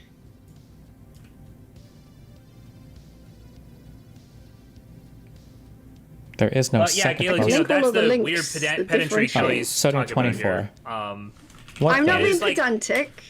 No, you are being pedantic, These but are it's really because Destiny's... important. Oh, this is the pedantic argument. Yeah, Gaelic, I can link all that's of the the links, weird the pedantry Kelly's Oh, it decays talking into about here. magnesium. I'm not It being is like- pedantic. No, you are being pedantic, These but are it's really because Destiny's trying to call important. you retarded when you're correct, right? It's like you know the technical details of something, and somebody's No. like, "Oh, you're a retard," and so you're like, "No, No, you're the pedantic actual retard." would be pointing out something that's not important within the context of something. The things that he's saying, I believe to be important, so I don't feel like I'm being pedantic. I am bringing this up to annoy him because it's annoyed him. But I'm not being pedantic or nitpicky.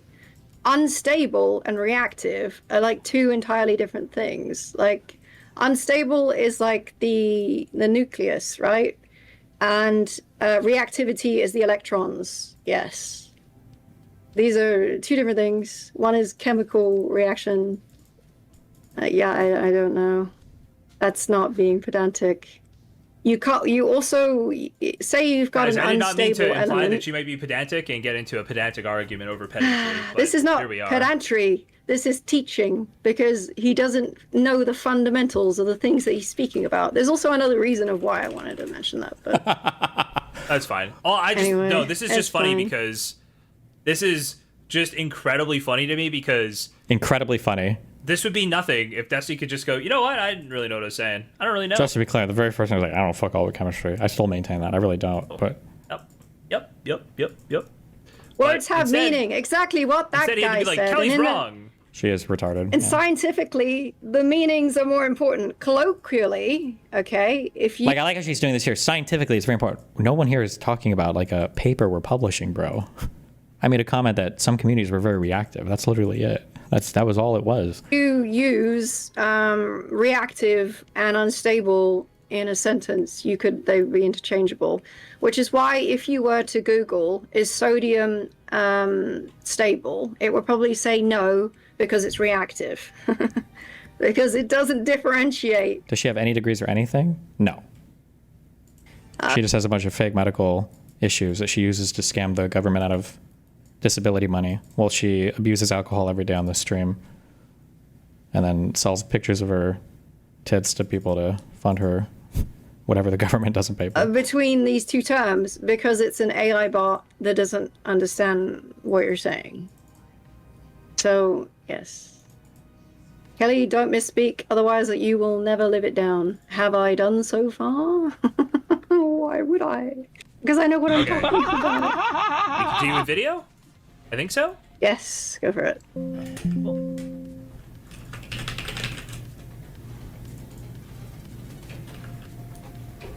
Oh, there he is.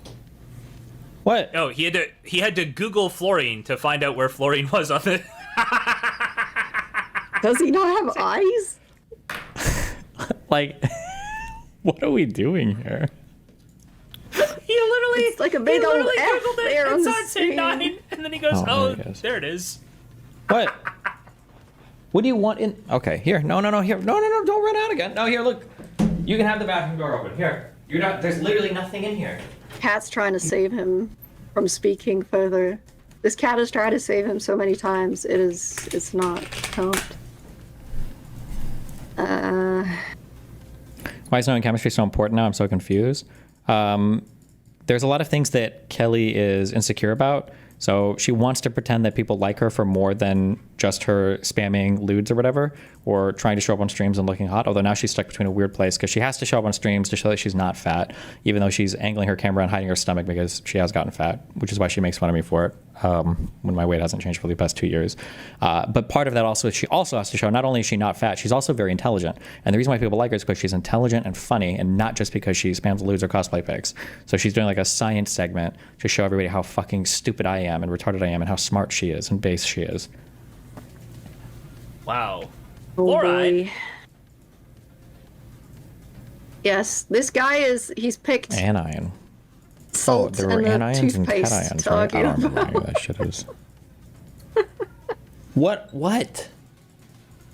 I understand not knowing what a lot of other elements that we really don't see in real life mean, but like some of the stuff that you interact with on a daily basis, I feel like probably you should know how it fucking works.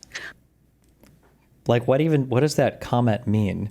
If you interact with an element or a compound on a daily basis, you should know all the underlying chemical First of all, I don't ever interact with unbounded fucking sodium at any point in my life. Well, maybe I have at one point. I don't know. Like, there's just like so many weird like pseudo intellectual statements made. Like, how could you not know the underlying properties of the isotopes of a element that you? And it's like, OMG, Destiny doesn't have the periodic table memorized. That's not what the criticism is. The criticism is when he goes, you know what? Kelly's wrong. I wasn't talking about sodium. I was talking. And then I like how Cherry's like mental rapist has to try so hard to defend Kelly, the stream rapist's honor, to keep the segment going. This whole interaction is it's very, very, very entertaining to me. about fluoride. If I had more time, I would hate watch the stream all day, okay? And it's like, he doesn't know where it is on the table. His argument, I believe, was supposed to be, oh, it's part of the same group. But he didn't know where it was on the It's table. not even on the table. That's why it's funny. It's fluorine. That's why it's funny. It's so silly. Yeah. Okay.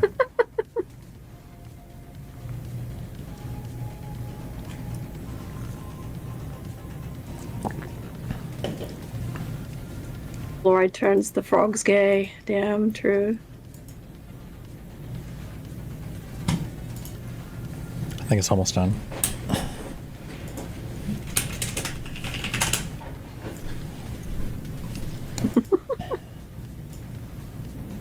You guys are so mad because I'm making you learn. You lovely pill. Now the Dagdamites. Okay, there's no more of this. Maybe that was the end of it. Okay, Yeah. Unquote. Who hangs out with people IRL? Is this the one? Wait, which one do you want, Kelly? You gotta tell me. I mean, we can watch that one since you've already pressed play. Yeah. They hate. Strange man. Just makes him look weird, not me. Does she not remember? Didn't we go over this at the time? When I went to that hay festival thing in Wales, she literally invited herself to that. Like, what the fuck? She ruined my whole... I wanted to talk to the That's Penrose not guy. true. She ruined all of way. it. Oh my God, kill me.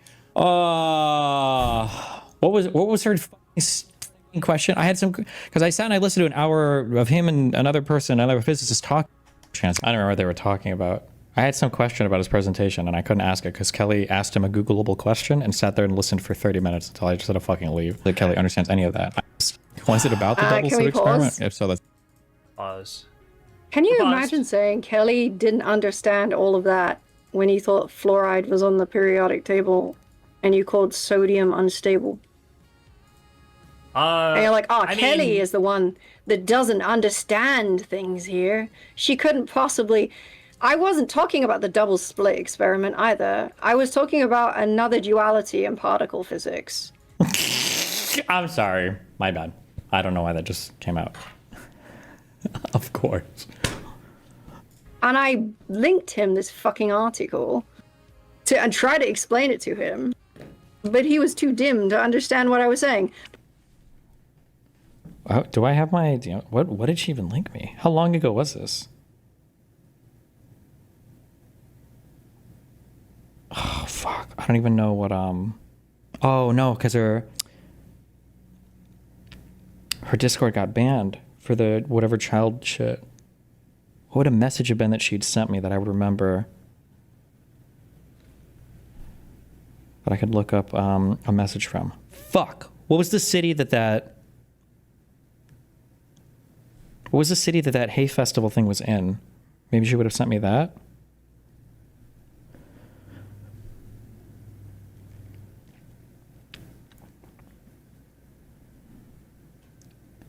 Leeds, hay on way.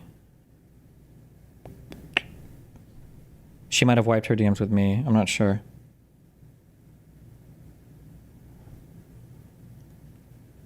Didn't you archive everything for court? Kelly's account got banned a long time ago. And I don't know if I would have even archived our conversation because she has nothing to do with anything. Fuck, what would a message have been that she sent me?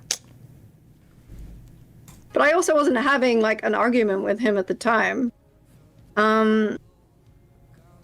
It's just he walked off mid-conversation. But also, it was a public... I walked off because she was talking to him because she ended up taking like 20 minutes of his time. And I'm like, this is get me the fuck out of here. event that I wanted to go to anyway because Zizek was there. And I stayed like longer and went to go watch his thing the next day. And he also messaged me before I went because I messaged him saying, oh, I'm thinking of going to this event. And before he left, or maybe just as he got there, he messaged me saying, oh, are you coming or are you there? One of the two. So oh, it's so cringe. So my contention is like she tried to invite herself basically. And I like how she cites me trying to be like polite as evidence of me wanting to be there. So I think she messaged me about coming or whatever, and I was like, oh, fuck. And then I think after I got to the festival and I was already there, then I responded to her message like, oh, hey, are you here yet? Or did you end up coming or whatever? because I didn't want to set up anything in advance because, oh, fuck. But she was there on her own. So I was like, well, fuck me. But I like how she cites that as like evidence of... So I feel like if you didn't want to see someone, you probably wouldn't message them that. I don't know, just saying. But yeah. Why does Kelly has to have this retarded will to come off super smart? True! Okay. Ooh, uh-oh. Nothing I've said, really, in the last 10 minutes or however long this has been anything you wouldn't know if you weren't asleep during like high school science lessons. You learn what a compound is when you're like 11 or 12. I don't know what to say. The fact that he doesn't know like basic ass shit doesn't make me smart. It makes him stupid. I'm pointing. Hold on. Destiny, you kept her on your stream for years, retard. What is this cope for? I already explained this. I've said it in DMs, pretty sure to multiple people, and I ended up saying this on stream, and it ended up being true. The reason why there is I mean, like, I didn't mind playing League with Kelly, and maybe for a little bit after that it was fine. This was like fucking 8 years ago. But the problem with Kelly is that there were a few people, Kelly and Lav are two of them. I call them Discord queens. These are usually unemployed women that make money through either disability or men paying for pics of their tits or whatever, who will sit on Discord literally all fucking day. They will sit on Discord all day and shit on you, and they will become permanent fucking haters. And the reason why I didn't eject, because the closest I came to ejecting Kelly from Orbit, I think, before I actually did, I think was over the honest stuff. Because like, this is just, you're insanely fucking unhinged. But even at that, I because I knew, but I knew that this would happen because this is exactly why. So it's just there are certain types of people in life that are annoying to pick up as a celebrity influencer or whatever, and they're like the obsessive people with nothing going on in their lives. So Kelly's one of those people who will forever be somebody for the next like decade who will hang around in Discords and just constantly talk about me.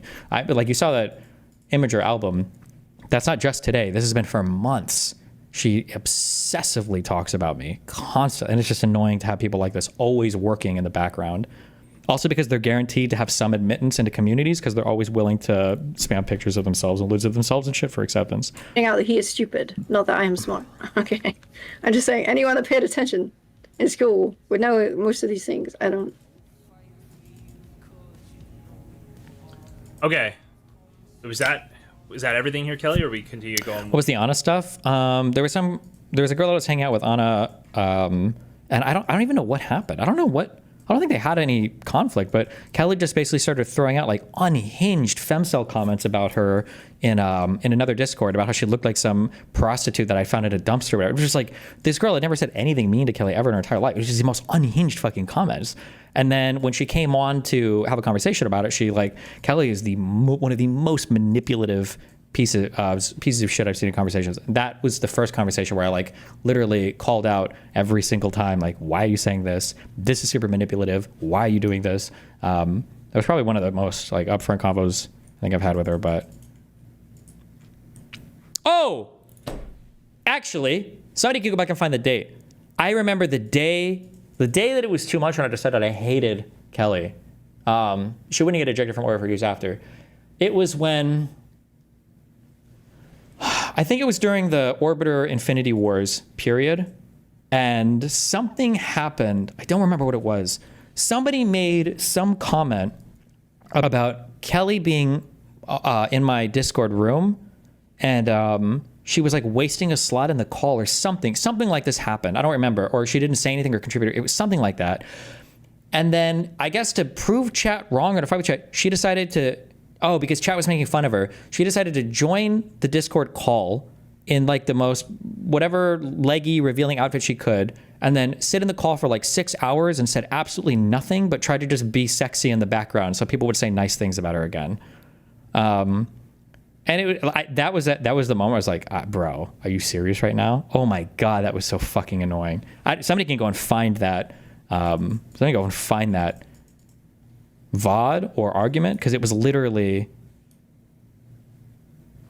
I think she was in that call for literally like 6 hours, like, and said nothing. Oh my God. This guy is like a Nobel-winning physicist, okay? Loser. Like 91 years old. Cringe. Very intelligent guy. Cringe. Very interesting. I have to listen to myself. This guy's here. So he goes back and forth, and the panel is incredibly mismatched, which is kind of funny, because this guy stage left is like trying to argue with Penrose about like where consciousness is, but he's just a philosopher. And the And so and anytime a philosopher starts talking about quantum mechanics, like I could tell that Penrose in the middle was a little bit irritated because like the guy on the left is like he's like mixing up like special and general relativity and trying to talk about humans. It's kind of like whatever. It's just funny. It's funny watching Penrose. He has to keep like correcting them all, but whatever. But like this retard knows the difference. Define it, dipshit. afterwards, he gave an interesting theory. Not theory. I'm sorry. He has an interesting opinion. So Penrose believes that no AI will ever be sufficiently complicated enough to have like a conscious experience. And then he references something that sounded to me like Searle's computer room, where he mentioned something about how like if you teach a computer Chinese, like it might know the language, but it doesn't have understanding, which I thought was interesting. So I got a special speaker pass, so I figured maybe I'll get a little bit more credit. I can chat with the guy, and he goes to a tent. I wait probably 30 minutes for me to go, and then I have the chance to talk to this dude. I'm like, this is a Nobel-winning physicist. Like, I'm so fucking hyped to talk to this guy. Oh, I am interested in anybody that has the idea that it is impossible for a human conscious experience or a conscious experience to emerge from some underlying mechanical interactions. That's interesting to me because my assumption, my intuition would be if you could emulate everything happening in a neuron, why wouldn't you be able to emulate a conscious experience at the end of the day? That's basically what I wanted to ask him about, right? So I asked him a question about, there were a couple questions I had. One was, I was curious if he had an opinion on the idea that, because he talked a lot in his speech about how physicists are relentlessly trying to marry relativity and Einstein's theory of gravity space-time with quantum mechanics, and I went down. So I had one was a question of like, do you think that physicists are mistaken for trying to simplify everything into like a single equation, or do you think there's... Explain out between special and general relativity. General relativity is when I come all over your mom, and special relativity is when I come right inside her fucking mouth. I won't be able to define the difference, so... It's more complicated than I think it is, so I won't be able to. General relativity is the thing that introduces the like four-dimensional concept of space-time and everything else, and special relativity is only dealing with, I think, a single frame of reference or something, and then I don't know if special relativity introduces like time dilation or space-time, but it does something more than just a frame of reference, but I don't remember what. It's something like that. I don't fucking know. I don't know. There's any merit, because I've heard some people talk about that. He spoke about that for a little bit. And my second question had to do with, I wanted to know what he meant about understanding. When you talk about how something understands something, like what does that mean to you? And I wanted to go, from there to see like what he thought the fundamental difference would be between like a brain constructed in a computer versus like a human brain. And yeah, special relativity is special because there's some part of the equation is set to zero. Somebody says where acceleration is zero, that's it. Oh, okay. I don't know any of the equations related to relativity, so. He's halfway through answering this question. I don't know why she does this. Oh, true. I'd already asked him the question, I think, and he was kind of explaining it, and then she just comes up and butts in. And then Kelly, to the left of me, she's like, can you explain to my friend the double slit experiment? I was trying to explain it earlier to him, but I don't think he understood. Oh, it was a double slit experiment. She butts in. So we're like walking to the tent, and she tries to bring up some concept. You ever know like when a girl tries to bring some shit up to impress you or whatever? I'm like, bro, I don't care. I don't need this right now. She tried to bring something, and I was like, oh, okay, sure thing, Kelly, or whatever. And she's like, no, I don't think you understand. I was like, oh, maybe not, Kelly. And so I think he's in the middle of explaining. He's giving me some answer, and then Kelly butts in, and she's like, oh, my friend here doesn't know the difference between whatever wave-particle duality. Can you explain to it? I'm like, why would you? I don't care about that. I don't even know enough to even ask this question right now. Why? Oh my God. About how things can be both a wave or a particle depending on like frequency and shit. And frequency, good job, dipshit. Not true. And I'm just like, why would you do this to me? And then he spends like 25 minutes talking about wave particle, and I just like leave. And I'm like, why? This guy's 91 years old. He's on death's door. This guy, I don't even know if he survived the walk back to the tent. Okay, he's looking rough. Penrose is literally the most accomplished still living physicist. Is he? I think he believes in some crazy shit now though, right? Doesn't he? I don't know how true that is or not, but. Giving me like a pretty interesting explanation for his understanding too. He rambles a lot, but he spent like building up the understanding thing using like a 15-minute background on Christ. I don't remember the first part, but it ends up leading to like Gödel's incompleteness theorem and the idea of like meta rule sets, that you can have all the rules for a given set, but there might be rules that exist on top of those rules because there's rules that are applied, et cetera, et cetera. It was like a pretty interesting discussion up to that point, and then she just curved it completely into the. He just won a Nobel Prize a few years ago for work that he's done recently. Is that true? One of my graduate students, Paul Todd, he's had a much better way of saying it. He said, "Why don't you say that you can stretch out the Big Bang?" Just the way that she. Why am I laughing? The way that she. I don't even know why, dude. Okay, anyway, but. My God. A few things I wasn't ready for, okay? I haven't spent too much time in Bongerland, and I think this is the first time I've. Okay. Well, there we go. Our daily shit on Kelly segment.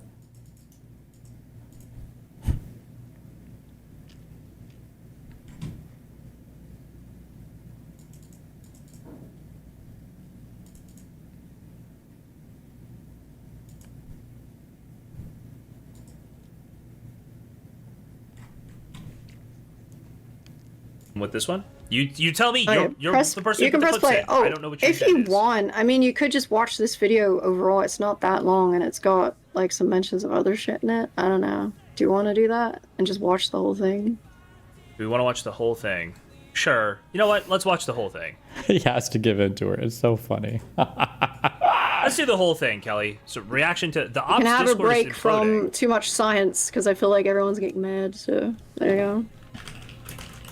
Kelly teaching us will ultimately be the downfall of your... I have no idea. I can't correct her, and I don't have enough of an ego that I have to be like, no, I know chemistry well enough to say she's correct. I'm literally just never going to have an opinion. It can't possibly affect me in any way, except if you people guys... leaving because they don't want to listen to Kelly talk about chemistry. That's the only way it could affect me, and I don't... If you guys think I'm wrong about something, just at me and message me it. I will respond to you. Who cares if Kelly is correct? Brr. I do, because it's funny. We like winding up Destiny and making him seethe. Kelly's on stream. Did you... Kelly cammed up. Kelly's helping me out, so Kelly gets some time to explain what she thinks sodium is to people. I should just say what sodium is to people. I'm just proving that he's wrong. He said a lot of things that are wrong whilst looking smug and trying to seem smart. And also just mostly because it just makes him mad. He wouldn't have spoken about it 3 times in the span of 2 days if it didn't make him mad. That's true. Okay, here we go. I'm trying to nestle this in. Good. If there's anything in this video you don't like, I guess you can skip it through it, but yeah. It's like... He's not a sociopath like Destiny is. I'm a sociopath? Just, like, give me one DM! What is the most sociopathic... Okay, I don't know how much longer this goes on. I just wanted the science segment. I'm sure there'll be another science segment in the future. It's 9:24. Wait.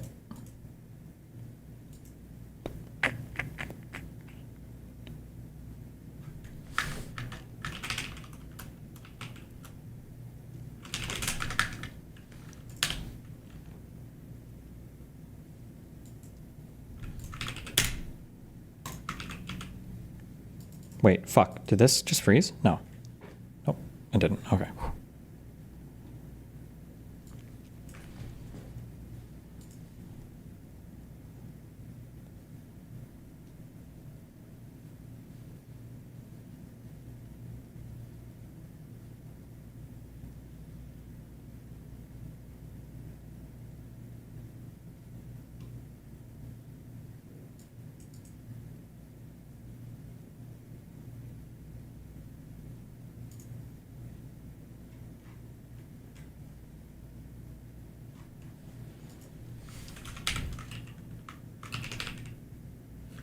Okay, let me go to the bathroom. We'll see how much we can get through this fucking conversation.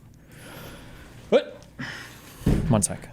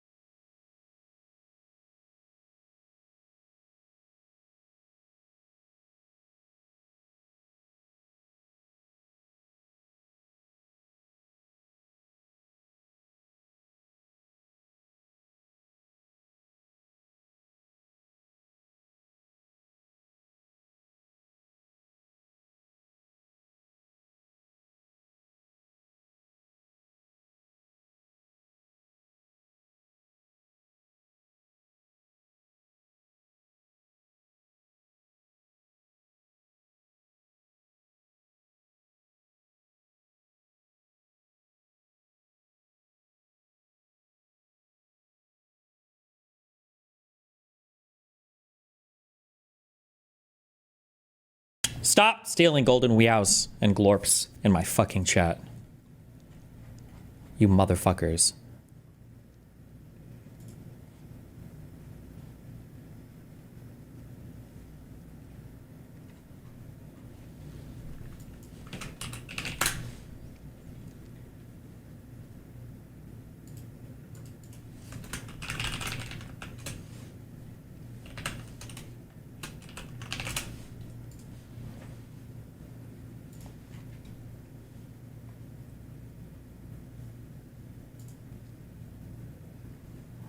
For people spamming core docs, they're trying to amend their complaint to add the Abby stuff, which they already admitted in our hearing that they have seen no proof of, because there isn't any proof of any of this. It's just whatever meme she can do to waste time and to give her a life purpose. Fun times.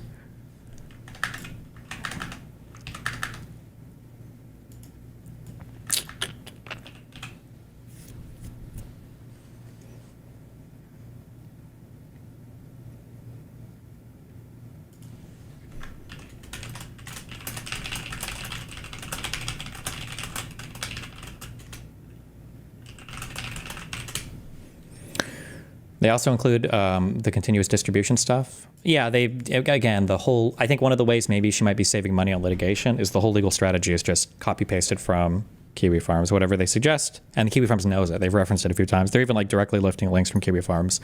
They're just spamming into the filings or whatever to try to waste money, time, and reputation.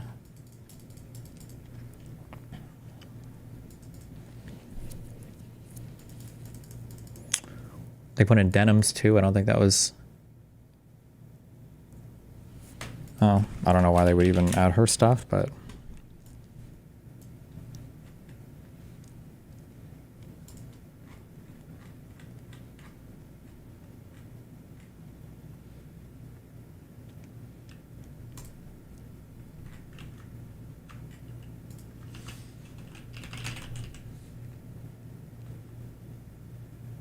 Oh, yeah. Nice.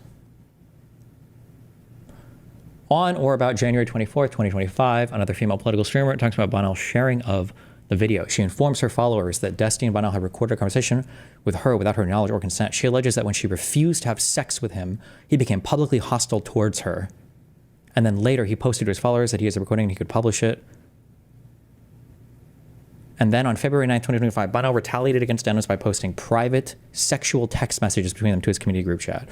I'm pretty sure that Denims posted those first, and the messages are me turning her down because she desperately wanted to come back to my apartment to fuck me to get back at Melina. But okay, she just Pixie's fucking shameless. But when you're a white woman and everyone around you is telling you go, go, go. Ofek Baronholz, happy birthday, buddy.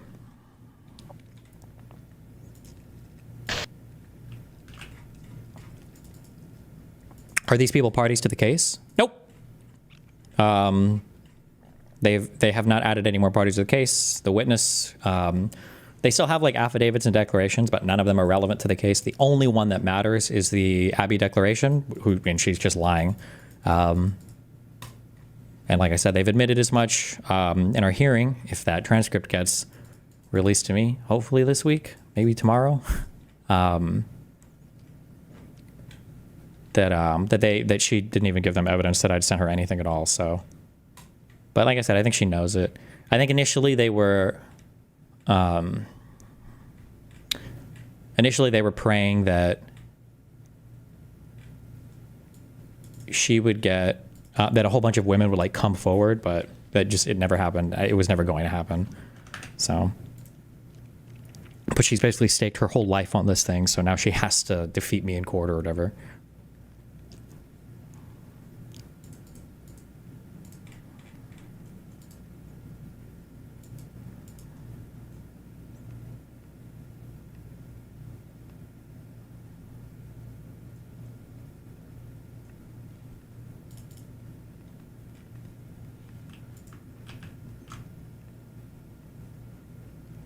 Is she broke forever if she loses Destiny? No, her parents are probably decently wealthy.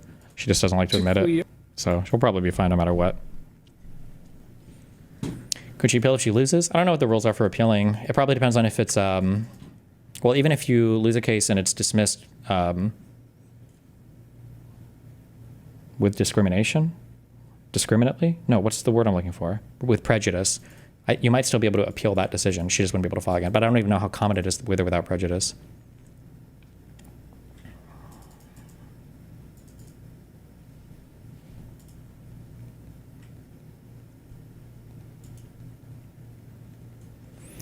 I feel like you can countersue for court fees and lawyer expenses based on the bad faith litigation. Oh, you mean you have to prove bad faith litigation, and I don't know how difficult that is.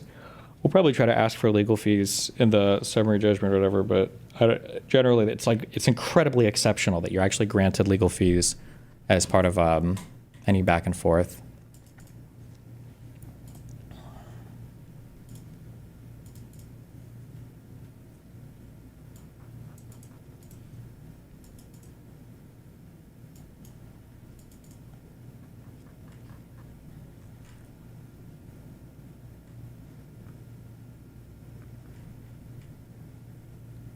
Excellent early session. Wow, Theodor, thanks for the 10 gifted subs. All right, we'll see how much of this we can get through. Of constructives, and now we're going to have rebuttals from each member. Eric and I have decided to extend this debate by 30 minutes under the rules, so each speaker will have an hour and 15 minutes for these rebuttals. And would legal fees be granted if you could prove that the lawsuit was intentionally fraudulent? I don't know what the bar, the threshold would have to be for something like that. Yuri will start us off, so please go ahead, Yuri. All right. Yes, so basically I have some slides of Peter's that I just want to make some comments on, and the structure is just I'll show Peter's slide, and then I'll maybe go back to my note and either go back to the slide or just we'll speak. And basically, yeah, so the slide is that, you know, the lab is not some sort of like, I don't know, military. Wow, Visuodon, thanks for the 5 gifted memberships. And Thiologist for 10 more gifted memberships. Institution with a secret, like a fortress full of deadly viruses, but just a bunch of research. Are you worried about NordVPN suing you for tagging them on Twitter? No, it's just some fucking loser on their Twitter account that was freaking out.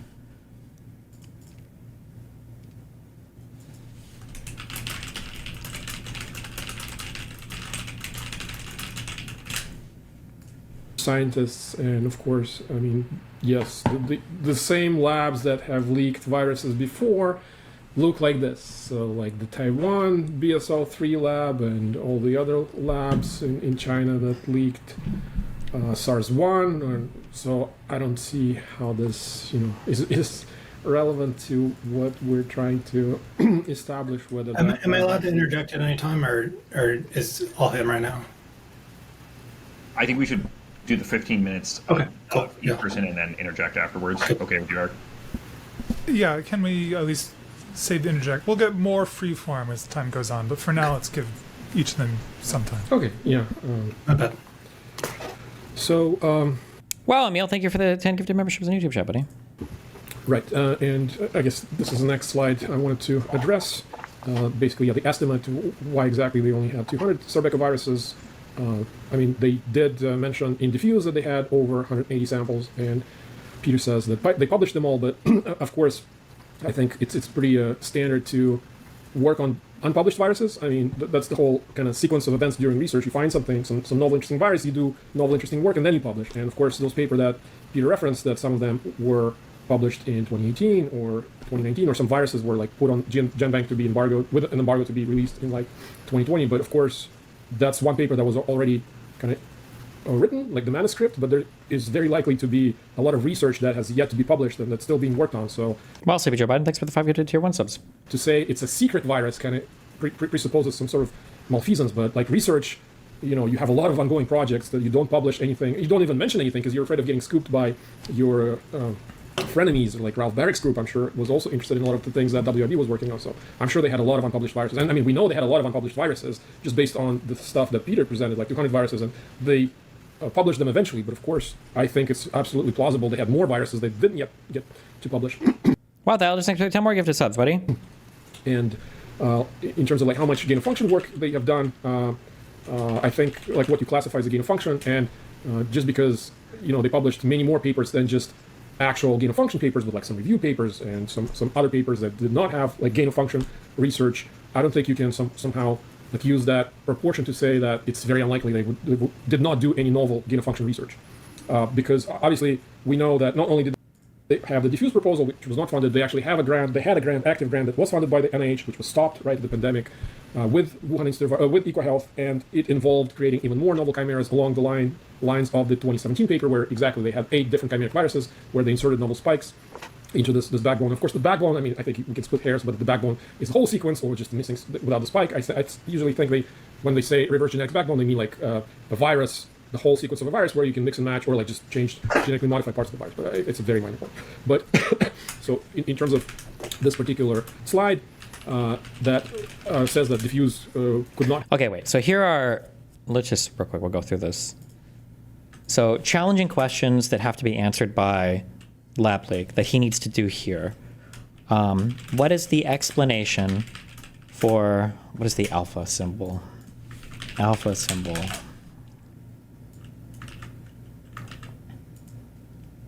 What is the explanation for, is it this symbol and then, do they just call it this coronavirus, or fuck? Verse beta lineage, what is the notation for this? SARS-CoV-2.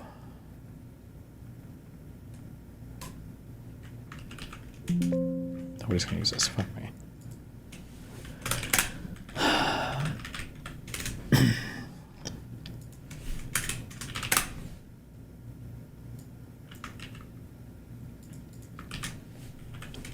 So we need to know, what is the explanation for alpha and beta lineages both showing up for the very first time in the wet market? If it came from a lab, why 2 different variants? We would need, why were the first cases all found at or around the wet market? No one else was infected on the way. Where is the information about, or what were the novel viruses, or what? So how do you explain the novelness? How do you explain the novel backbone used by the SARS-CoV-2 virus? It seems like the lab leak theory relies on a completely unpublished virus, using some novel and unpredicted things, e.g. the FCS location and the particular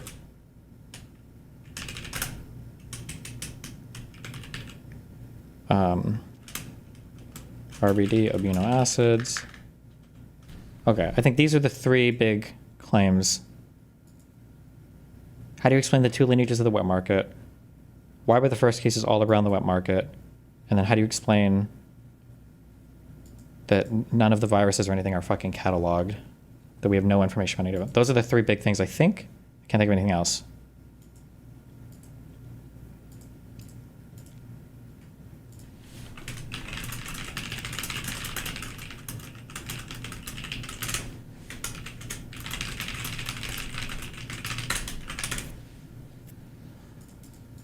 Have resulted in SARS-2 because they would have used known backbones, but I think I already addressed this point, that these backbones were selected as a first step. These like WIV1 or WIV16 or SHCO14, these were known viruses, and they used multiple backbones, and they even mentioned this in the fact that in the diffuse grant that they wanted to use different backbones because that increases the chances of either isolating the virus or maybe even because some different parts of the backbones have different genes that can affect the potential to infect human cells. So, but the main point is that they plan to validate findings with the chimeric viruses that use known backbones. They plan to validate these findings with the original virus. The original, I guess, they would create backbone for new reverse genetic systems based on the original strain. Well, now this is exactly what you're looking for, but COVID was found in sewage waters in 3 countries in 2019 and early 2020.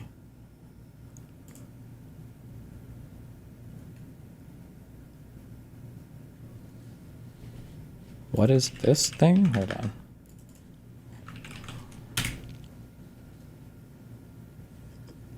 SARS-CoV-2 detected in wastewaters in Barcelona on March 12th, 2019. There's just 0% chance that this is possible. If the virus was there that early on, then all of our evolution rates would have predicted that this would have been an outbreak way, way, way, way, way earlier. There's no way that it would have gone under the radar for half a year and then have like some explosive takeoff event. That just seems highly unlikely. But can we read and figure out why? Is there a link to the study?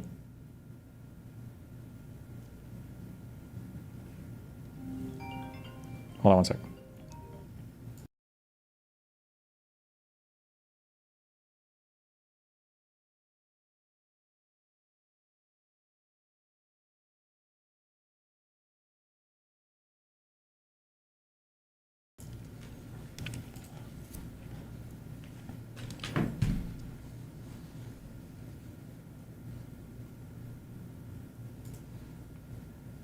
Oh. Was this even published anywhere, or because this is just on a preprint server? I wonder if we know enough about this shit yet to be able to detect a bad methodology. I don't know if we could, but... So SARS-CoV-2 genomes occur in sewage long before the declaration of COVID-19 cases among the population.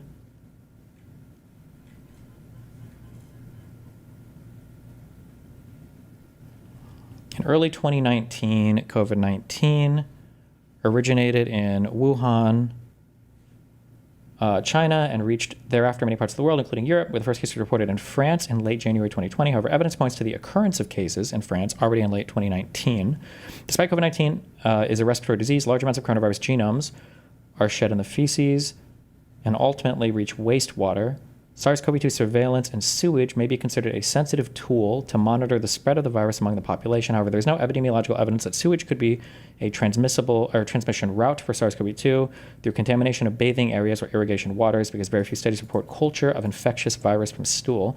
Even in respiratory samples, infectivity is only associated with very high genome copy numbers that very unlikely are found in wastewater. To date, Spain ranks in fourth in absolute number of cases. Hold on.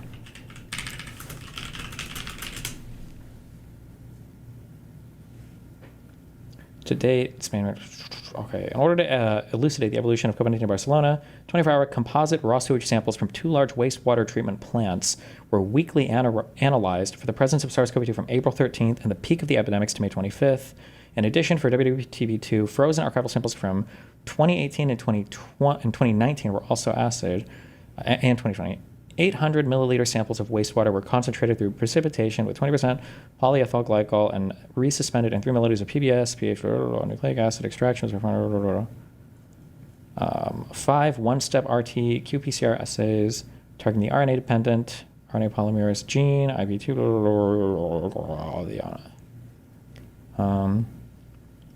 the envelope protein E fragment from the standard curve were constructed using the progressively decreased from April 13th to May 18th. This decrease was observed employing... And then they took... So they have old samples supposedly from older wastewater. Photo curve peaking between March 4th and May 4th.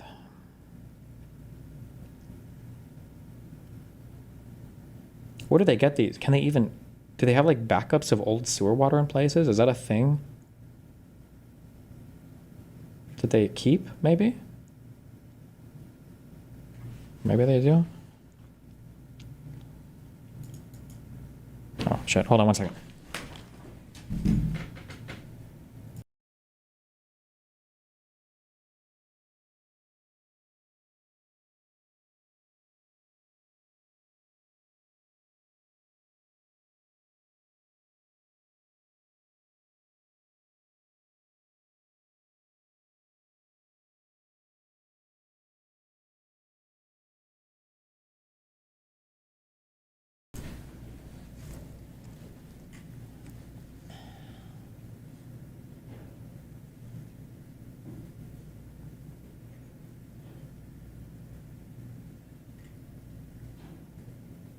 Analysis of archival samples revealed the increasing occurrence of SARS-CoV-2 genomes in samples from January 15th to March 4th, 2020.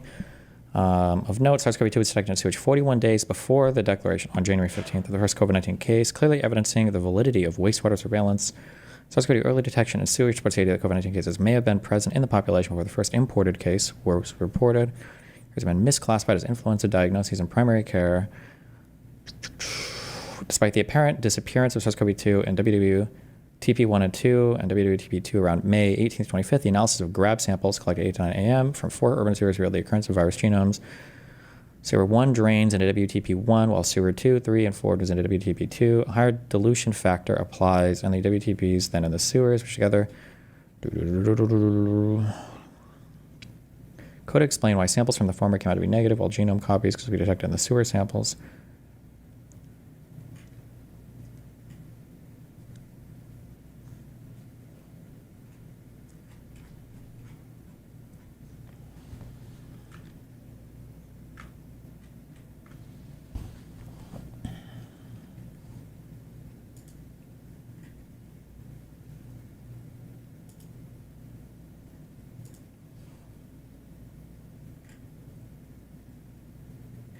So what was the issue with this? This is the QPR test, right? This is the number of generations they have to breed and then check for the stuff to glow or whatever. I think we watched that before. I don't remember 100%, but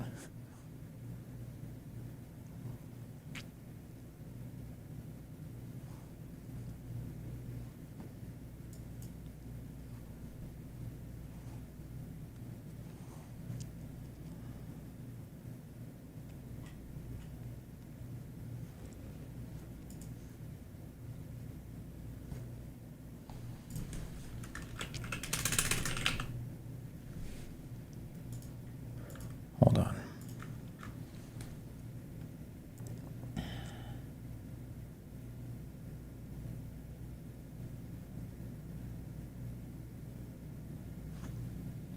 IP2 and IP4 fragments. Okay, so these are the things they're trying to detect that are part of the genome for this? Okay.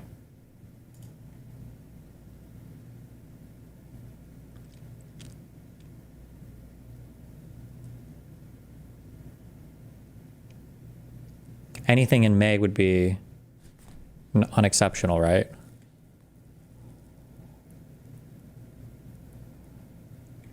Because by 2020... Or wait, hold on. When was the first case? I mix the years up sometimes.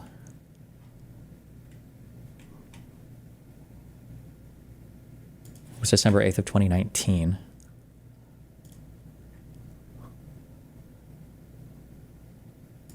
I don't understand. So is this saying, if I'm reading this correctly, when they were doing their testing of these samples, they found nothing January 16th, February 6th, March 6th, January 15th, March 12th, they found something, and then nothing September 10th, October 2nd, November, like, what? This screams like contamination or error. No? That's like that's what it looks like, just looking at that. I don't know if that's a valid read of that or not.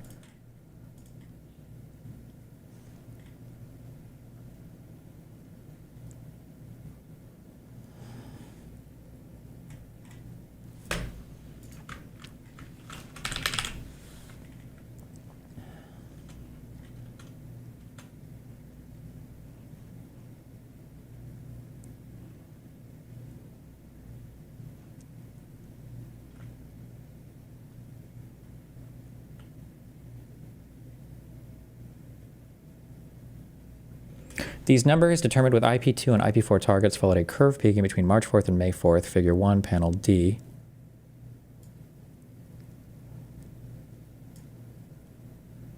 Figure 1, where is it? Panel D? That's this? No. ABC. Do we not have panel D? Do they not include it? Am I missing a D somewhere? Am I retarded?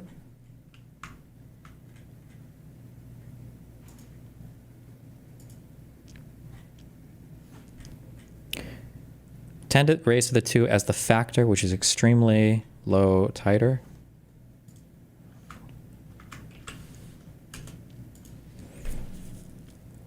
Following a curve P between March 4th and May 4th, figure 1 panel D. Okay. And In the middle of the peak, an abrupt fall in genome copies was observed on April 27th, likely due to a heavy rainfall event occurring during April 1921 with daily pluviosity averages of 65 millimeter.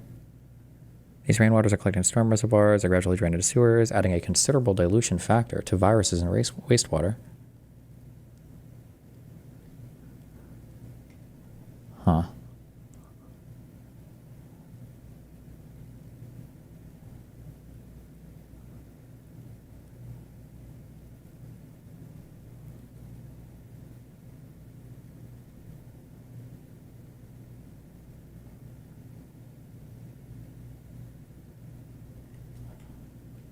Okay, so apparently there's a response to this. I just want to see this. It looks like, it looks like an error, right? Assuming I'm reading this correctly. These are the different fragments that they're looking for to test for the virus. They get nothing, nothing, nothing, nothing, nothing. And then on March 12th, something comes up and then nothing, nothing, nothing until later on. That reeks of some kind of contamination or error or something, no? But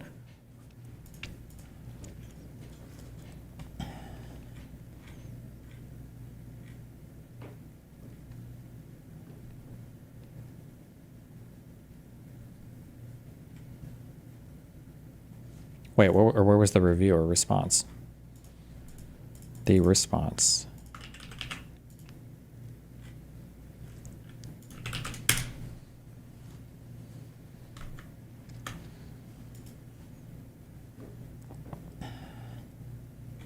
Oh, these are just comments by, I'm guessing, other researchers? Or if a paper makes a fantastic claim of this order, i.e. that SARS-CoV-2 viruses were already circulating in Barcelona a year before the first reported cases in Spain, the study should also provide fantastic evidence, not even just a year before they were reported in Spain, but a year before, or before it was even reported in the wet market, right? That's an extraordinary claim. The study should also provide fantastic evidence. It is not. This preprint reports that one wastewater sample was positive in the real-time PCR for both IP2 and IP4 targets. The PCR turned positive only after 38 or so cycles, so this positive signal was not very strong. How many cycles is it for something to be considered strong? Do they normally do 30 cycles? Fuck me. What was a stupid fucking...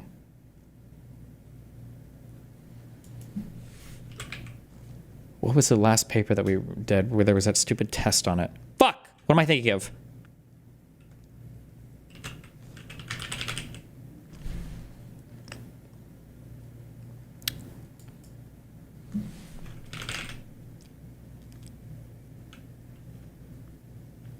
What was the mutation again? Is it G614D or D614G? Or G614D, D614G? I think it was this paper. Oh, it was this that we read. With this figure. This is not how many cycles it does, though. I don't remember what P30 or P25 meant. I don't know how many cycles they normally run a PCR test. It's generally 30 cycles that it's reliably detected and 20 cycles that's sufficiently strong. Beyond 30, you often just get junk. The P30 here, that's not how many cycles it's running, right? What is P30 and what is the 25? What does that stand for down here in these blots?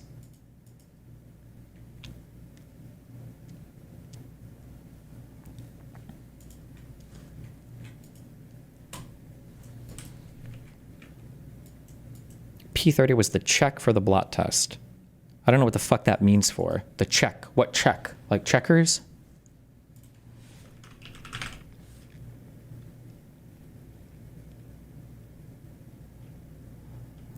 Was blotted with an anti-P30 MLV gag antibody.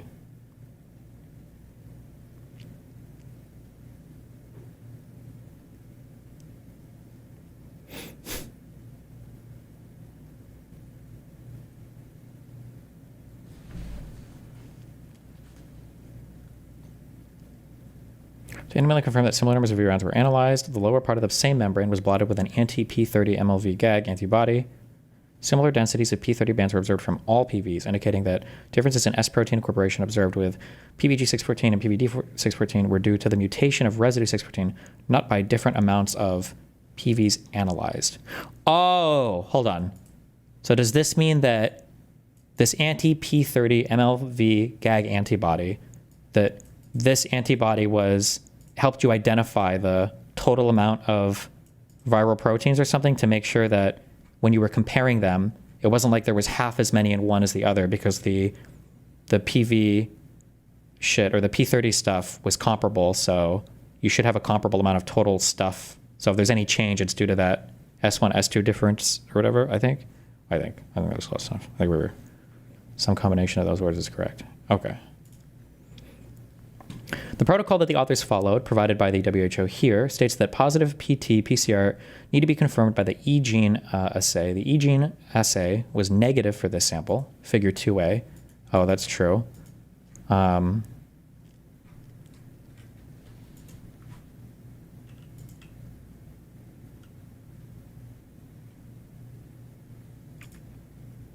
Fuck.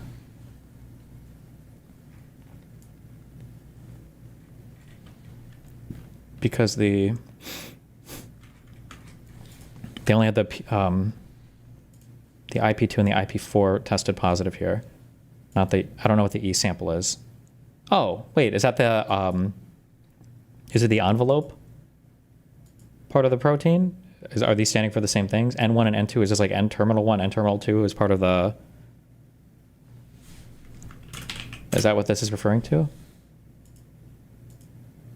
Oh no, these are fragments of the nuclear protein inside. Sorry, not the N-terminal things. Okay. Okay, so they were trying to detect for the protein gene, E, and the nuclear protein, N, so N1 and N2.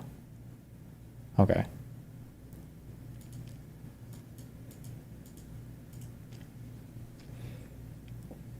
Although the WHO IP2, IP4 PCR protocol was specified for SARS-CoV-2 in a small panel of other viruses, it cannot be ruled out that this one positive 2019 sample could have been an aspecific or cross-reactive reaction. It can also not be ruled out that contamination occurred between the 2019 sample and a positive control or positive 2020 sample. I cannot find any information in the paper about negative controls or strict separation of pre and post PCR rooms, so it's not clear how stringent the lab was to avoid contamination during PCR. Did the authors repeat the IP2, IP4 PCRs on that sample, or was it just the one-time find? In order to support the fantastic claim that this preprint makes, it'd be recommended that the authors do more thorough genomic analysis, such as multiple PT-PCRs using different primers and targets, and metagenomic sequencing. Okay. So it seems kind of shitty. Gotcha.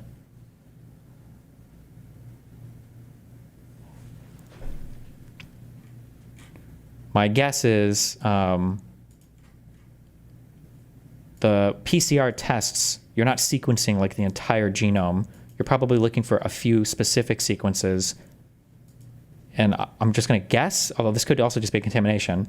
If you're running an assay on this stuff and you're only getting partial matches, it could be that your sequence is matching to a different virus, but it just happens to match something in that virus's it's just matching something in that virus's code, but it doesn't necessarily mean it's the same one you're looking for, which is why it's probably important to find all of these, especially, I guess, if the WHO recommends that for screening. Well, but then also, I feel like just on its face, this looks absurd, right? Like, how did you only get this itty-bitty tiny bit here and then nothing else? Also, that's a fantastic find. This would be like this is an earth-shattering find. Anytime, I always say this is like a heuristic when it comes to medical research, when it comes to any research, anytime somebody claims a fantastic find or like a magnitude or an effect size that's massively huge and not predicted, and they don't make a big deal about it or investigate the fuck out of it or have like a ton of support for it, I think that's always like mega ultra super sus. That's, yeah, okay. Interesting.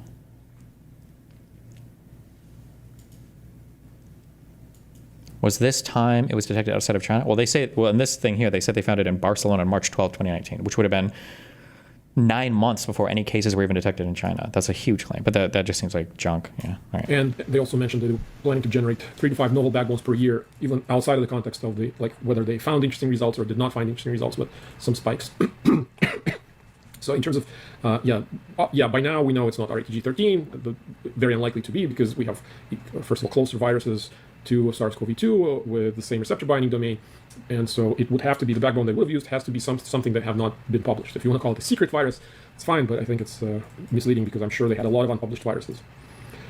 And in terms of RATG13, yeah, like I want to get into these because obviously the known viruses that we have right now are too distinct on the nucleotide level from SARS-CoV-2 to be the exact backbone.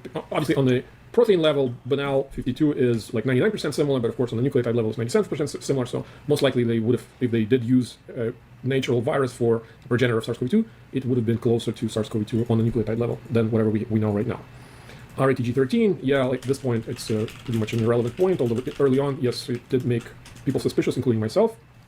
So in terms of the WIV not noticing the furin cleavage site and cutting off this diagram, this alignment right before the furin cleavage site, I mean, it's not just me that thinks it's suspicious. Other people thought it's suspicious, including virologists like Stuart Neal, who said he actually asked WIV why did they not mention the furin cleavage site, and they said they just didn't notice it. And I don't know why. This just seems astounding to me. The idea that you would publish your viral backbone, but then suspiciously cut it off right before one part. Like, why publish this at all? If this was like the actual virus that you use to manufacture, why would you even publish it ever? Like, wouldn't you just keep the whole thing hidden? I'm completely and totally unconvinced by this argument.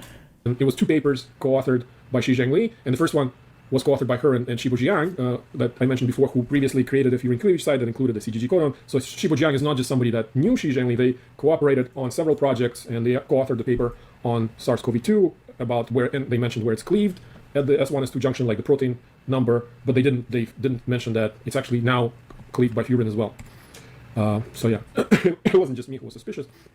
People were suspicious. Yes, I was incorrect. I thought it's an artifact cut off by hand, but it's actually not. I made that correction. I publicized that I was incorrect later on.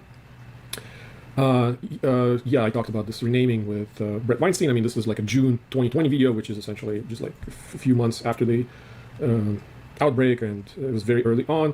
And yeah, the Wuhanism virology was very kind of suspicious in how they handled the RATG13, RA4991. They even like implied that they sequenced RATG13 only after the outbreak, and we had to essentially kind of catch their hand when they released the sequencing data. We like looked at it and saw that it had 2017, 2018 dates in like amplicon files, and we were like very surprised because everybody thought at the time that our RATG13 was freshly sequenced. So, like, again, what's more likely, that they are lying about something and trying to cover up this particular virus? If so, why release it at all? No one's forcing them to. Or that they've they've mislabeled something, or they made a mistake, or that they were incorrect about it. Like, just the idea that you're assuming they're trying to intentionally hide it, why release it at all?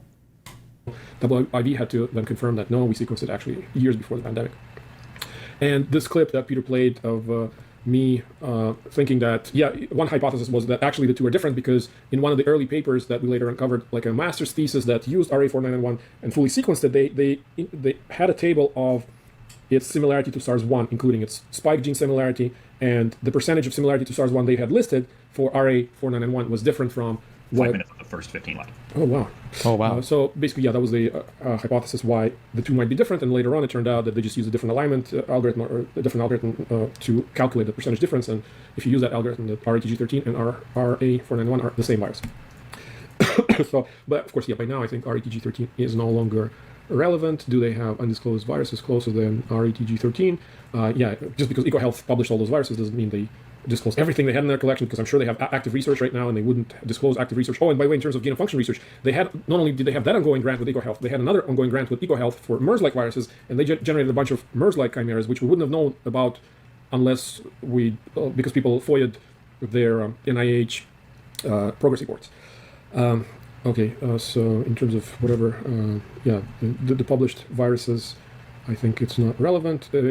Yeah, this basically short window between August 19 and 2019 when they could have sampled the secret virus, I think it's not correct. I'm sure they could have sampled it. I'm sure they had more viruses that they've been working on for years outside of whatever was published in conjunction with EcoHealth in the Latin paper. Daszak, yeah, I'm sure Daszak does not know everything. Yeah, this is JD and Boy. We're a little in the weeds on like how these labs work, but like on a very broad level, the issue is they're being super secretive about some things, but being super open about other things. So he says you can't simultaneously claim they're taking steps to hide it and keep viruses hidden, then reference the fucking virus itself that they published. Yeah, like it just doesn't make sense that they're secretly doing some type of research on a thing that they're not publishing at all, and they want to keep this hidden. And this is the backbone that they eventually discover and use to serve as the virus that they've created. But they publish an earlier version of that backbone publicly that would obviously allow people to see that, oh shit, like this might be what they used or modified to eventually create a backbone that they inserted, something else into. But then also they changed the name to hide that. But then also the sequence was the exact same thing as something that had already been published publicly. Like, there's just so much weird, if this was seriously like a bioweapon they were trying to create, or some infectious thing that they were trying to create and they didn't want anybody to know, why would you just not publish any of it? It's China. Like, what are you going to do? At this point, we're in such a weird territory of, and when I say weird, by the way, this is not unprovable. Like, it could be some combination of good faith effort to do gain of function research and laziness on publishing stuff, or malicious activity with some goofery where they mess up. Like, that's not impossible, but with absolutely no evidence for any of this, and we have none. The claim that they're simultaneously doing something malicious, but also publishing parts of it to the world for all of us to see, but also it's a lot. There's a lot here. Thing that WIB had in progress, and I'm sure he did not know about the lab leak, but of course I'm sure he would be defending his collaborators while he has plausible deniability. Like, he wouldn't know if they had a lab leak at all. I won't get into accelerating mutations, although you could, and you'd see a pattern of mutations that is actually similar to the pattern between RETG13 and SARS-2. And yeah, basically it's making the same point that... Oh yeah, that's true too. I don't know what the culture is behind that. Intuitively, I would believe you, so I could be wrong. But he says, you don't keep getting grants if you don't find anything. Imagine you've got a lab that runs on grants and like half your research is secret and you're not publishing any of it, or you're keeping it from the public. So it's like, would you even risk that? That seems like so spooky. It's like, we're working on the secret virus. We can't publish anything about it, but also we need to get more grants. We promise we're going to do something, but we can't show any work right now. Yeah, I don't know. Closely guard your research before publication because you don't want to get scooped. Guard your research before publication because you don't want to get scooped. Coronaviruses do have furin cleavage sites, but in SARS-like viruses, SARS-2 is the only one. In terms of one mutation away from an FCS, a whole bunch of viruses are just one mutation away from an FCS, like RMYN02 is just one mutation away from an FCS, and Banal 116 and 247 are also just one mutation away because it's the same fragment that they have. Two places, S1, S2 is the important junction. In MERS, they actually engineered, they showed that this is the cleavage site in this junction that, like in the words of Barak, unlocks the barrier to human emergence. 12 letters in terms of, in frame. It's obviously in frame, but it's just because if it was out of frame, you'd have a frame shift and it would be, anyways. So most likely it's also, you'd have 12 letters in this junction that, like in the... He says it's not out of, did he try to argue it's not out of frame? Hold on. The words of Barak unlocks the barrier to human emergence. 12 letters in terms of, in frame. It's obviously in frame, but it's just because if it was out of frame, you'd have a frame shift and it would be... most likely it's just also SNV mutation just before the insertion, like this TCT versus TCA. The 12 letters are added, don't line up with me. They're out. Oh, he's looking at his slide. In other viruses. I didn't find that. That wasn't convincing. I don't think he even responded. What? So in terms of the insertion, people claiming that PAA is an insertion are completely wrong. We've shown this in 2021. We've shown this subsequently, not just ourselves, but many other now alignments exist because of many more viruses. Because the insertion claim was made only when RM102 was the only virus that had this fragment, no known virus that had this fragment. But of course, later on, you'd have banal viruses, 2 of them. You have the Cambodian viruses, RACCS, 3 of them. Real quick, where's my guys? When this says S1 and S2 junction, is that a structural claim? So like at the place where the protein is joined, or is that referring to a specific number in the nucleotide sequence? So when this assembly sequence is the S1, S2 junction, does that mean it's found in the exact same nucleotide number, or just at a similar spot, close-ish? And then functionally it ends up there. Both? So it has to be in the exact same nucleotide spot, or? There's 2 people in chat I trust to answer this question. 3 or more SARS family viruses have been found with similar sequences at the S1, S2 junction.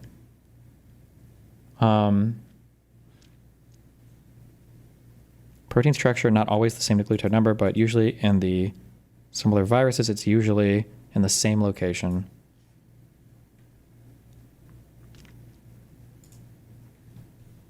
That have this fragment, and to think that all of them have the same insertion in parallel with the deletion, it's nonsense. And any alignment algorithms that you use these days, they don't produce this as this kind of sequence of deletion followed by an insertion. They just align it with the existing nucleotides, showing that it's most likely a point mutation that led to PAA. And it's actually an important point I wanted to make. Peter's saying that it's possible that this could have in nature turned into PRRA, and while it's possible that in these viruses this turned into PRRA, it's not possible that it turned into PRRA or became an insertion in the Wuhan virus, because the flanking sequences, which unfortunately on this slide you can't see, but actually here you see, the flanking sequences are very different between the PAA containing strains and basically the insertion, whether you have to insert this, including the QT fragment that you would need for this to be well cleaved. But so basically, if this evolved in nature, you'd see this in these kind of strains like RM102. But all strains that have PAA or PVA as this fragment, they don't even have the same receptor binding domain as the strains that contain this QT fragment. We just wanted to pause you here, Yuri. Yeah. The first 16 minutes, I think. You can go through any of these slides afterwards as well. I think we just wanted to get a flavor of that start. Time is up to you, but I think it would be nice to, if those are your main points you wanted to start with. I don't know, Eric, if you wanted to. I mean, if it's fine with Peter, I'd be happy to have Yuri keep going. Of course, he'd be using his time. I think this is hard because I'm just writing objection after objection, and it's not really much of a debate if we he says 30 things and I try to remember, and you've got a bunch of your own. Yeah. So why don't we actually talk to each other a little bit? Yeah, all right. Okay. Fuck, okay. All right, tomorrow I will wake up, or I just won't sleep and I'll stream later tonight. I don't know. My sleep schedule is so fucked.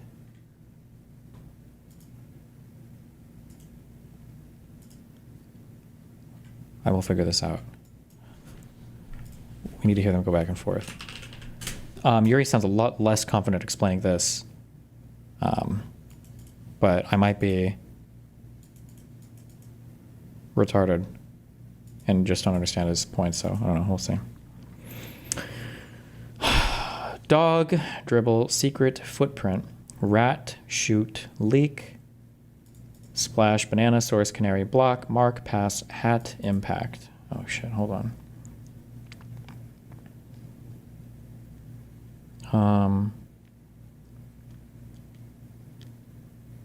Oh, my source, there's like journalism things. My leak, my canary, my source, a rat, maybe? Informant, okay.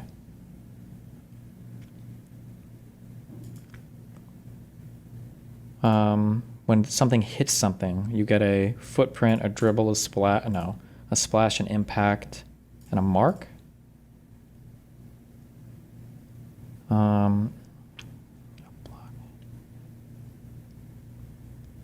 Basketball things you can do: shoot, pass, block, dribble.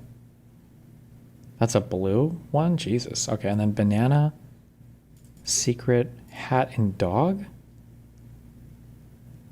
Are these like children's stories or something?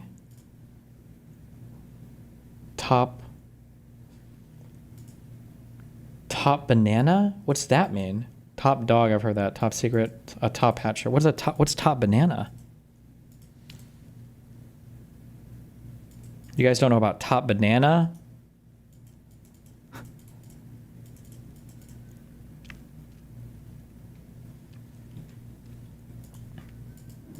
Before you go, Anissa made a statement about the dads on Dad's video on their Discord.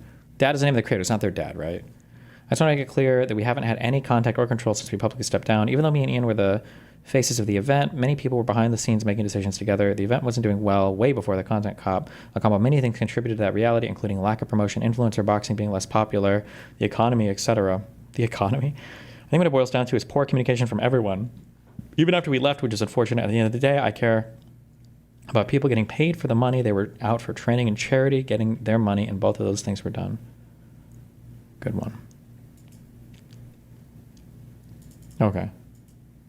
I'll be back on time tomorrow, or I will give all of you another Bitcoin. I think I owe all of you 3 Bitcoins right now, so good luck. Stay safe, be careful. I love you all.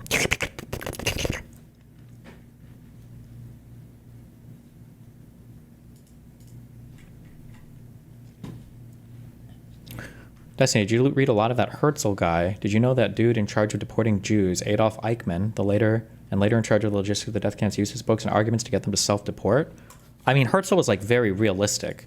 I think like when Herzl was writing about Zionism, he was like, if we all leave European countries to go make our own country, like everybody would like us because they hate us. And so when we're leaving, like it'll be based, they'll all celebrate it. Like I think he explicitly talks about this in the Jewish state. He's like, Christians should celebrate that we're leaving, and then they can get all their jobs, and we'll even give them some of our money or whatever back.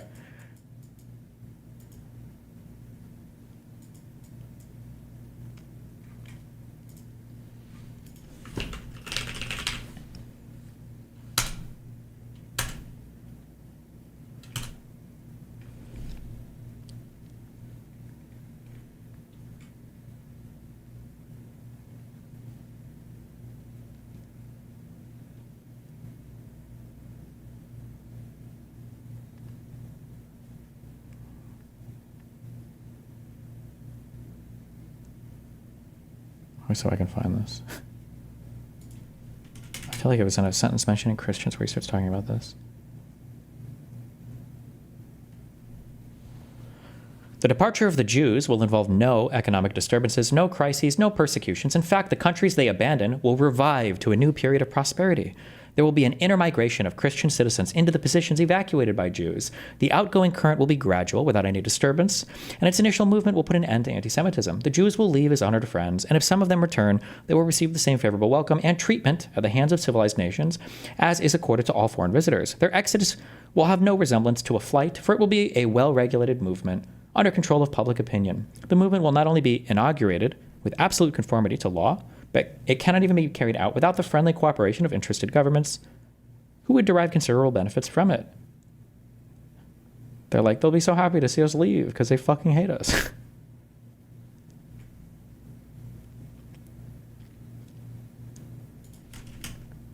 It's kind of funny.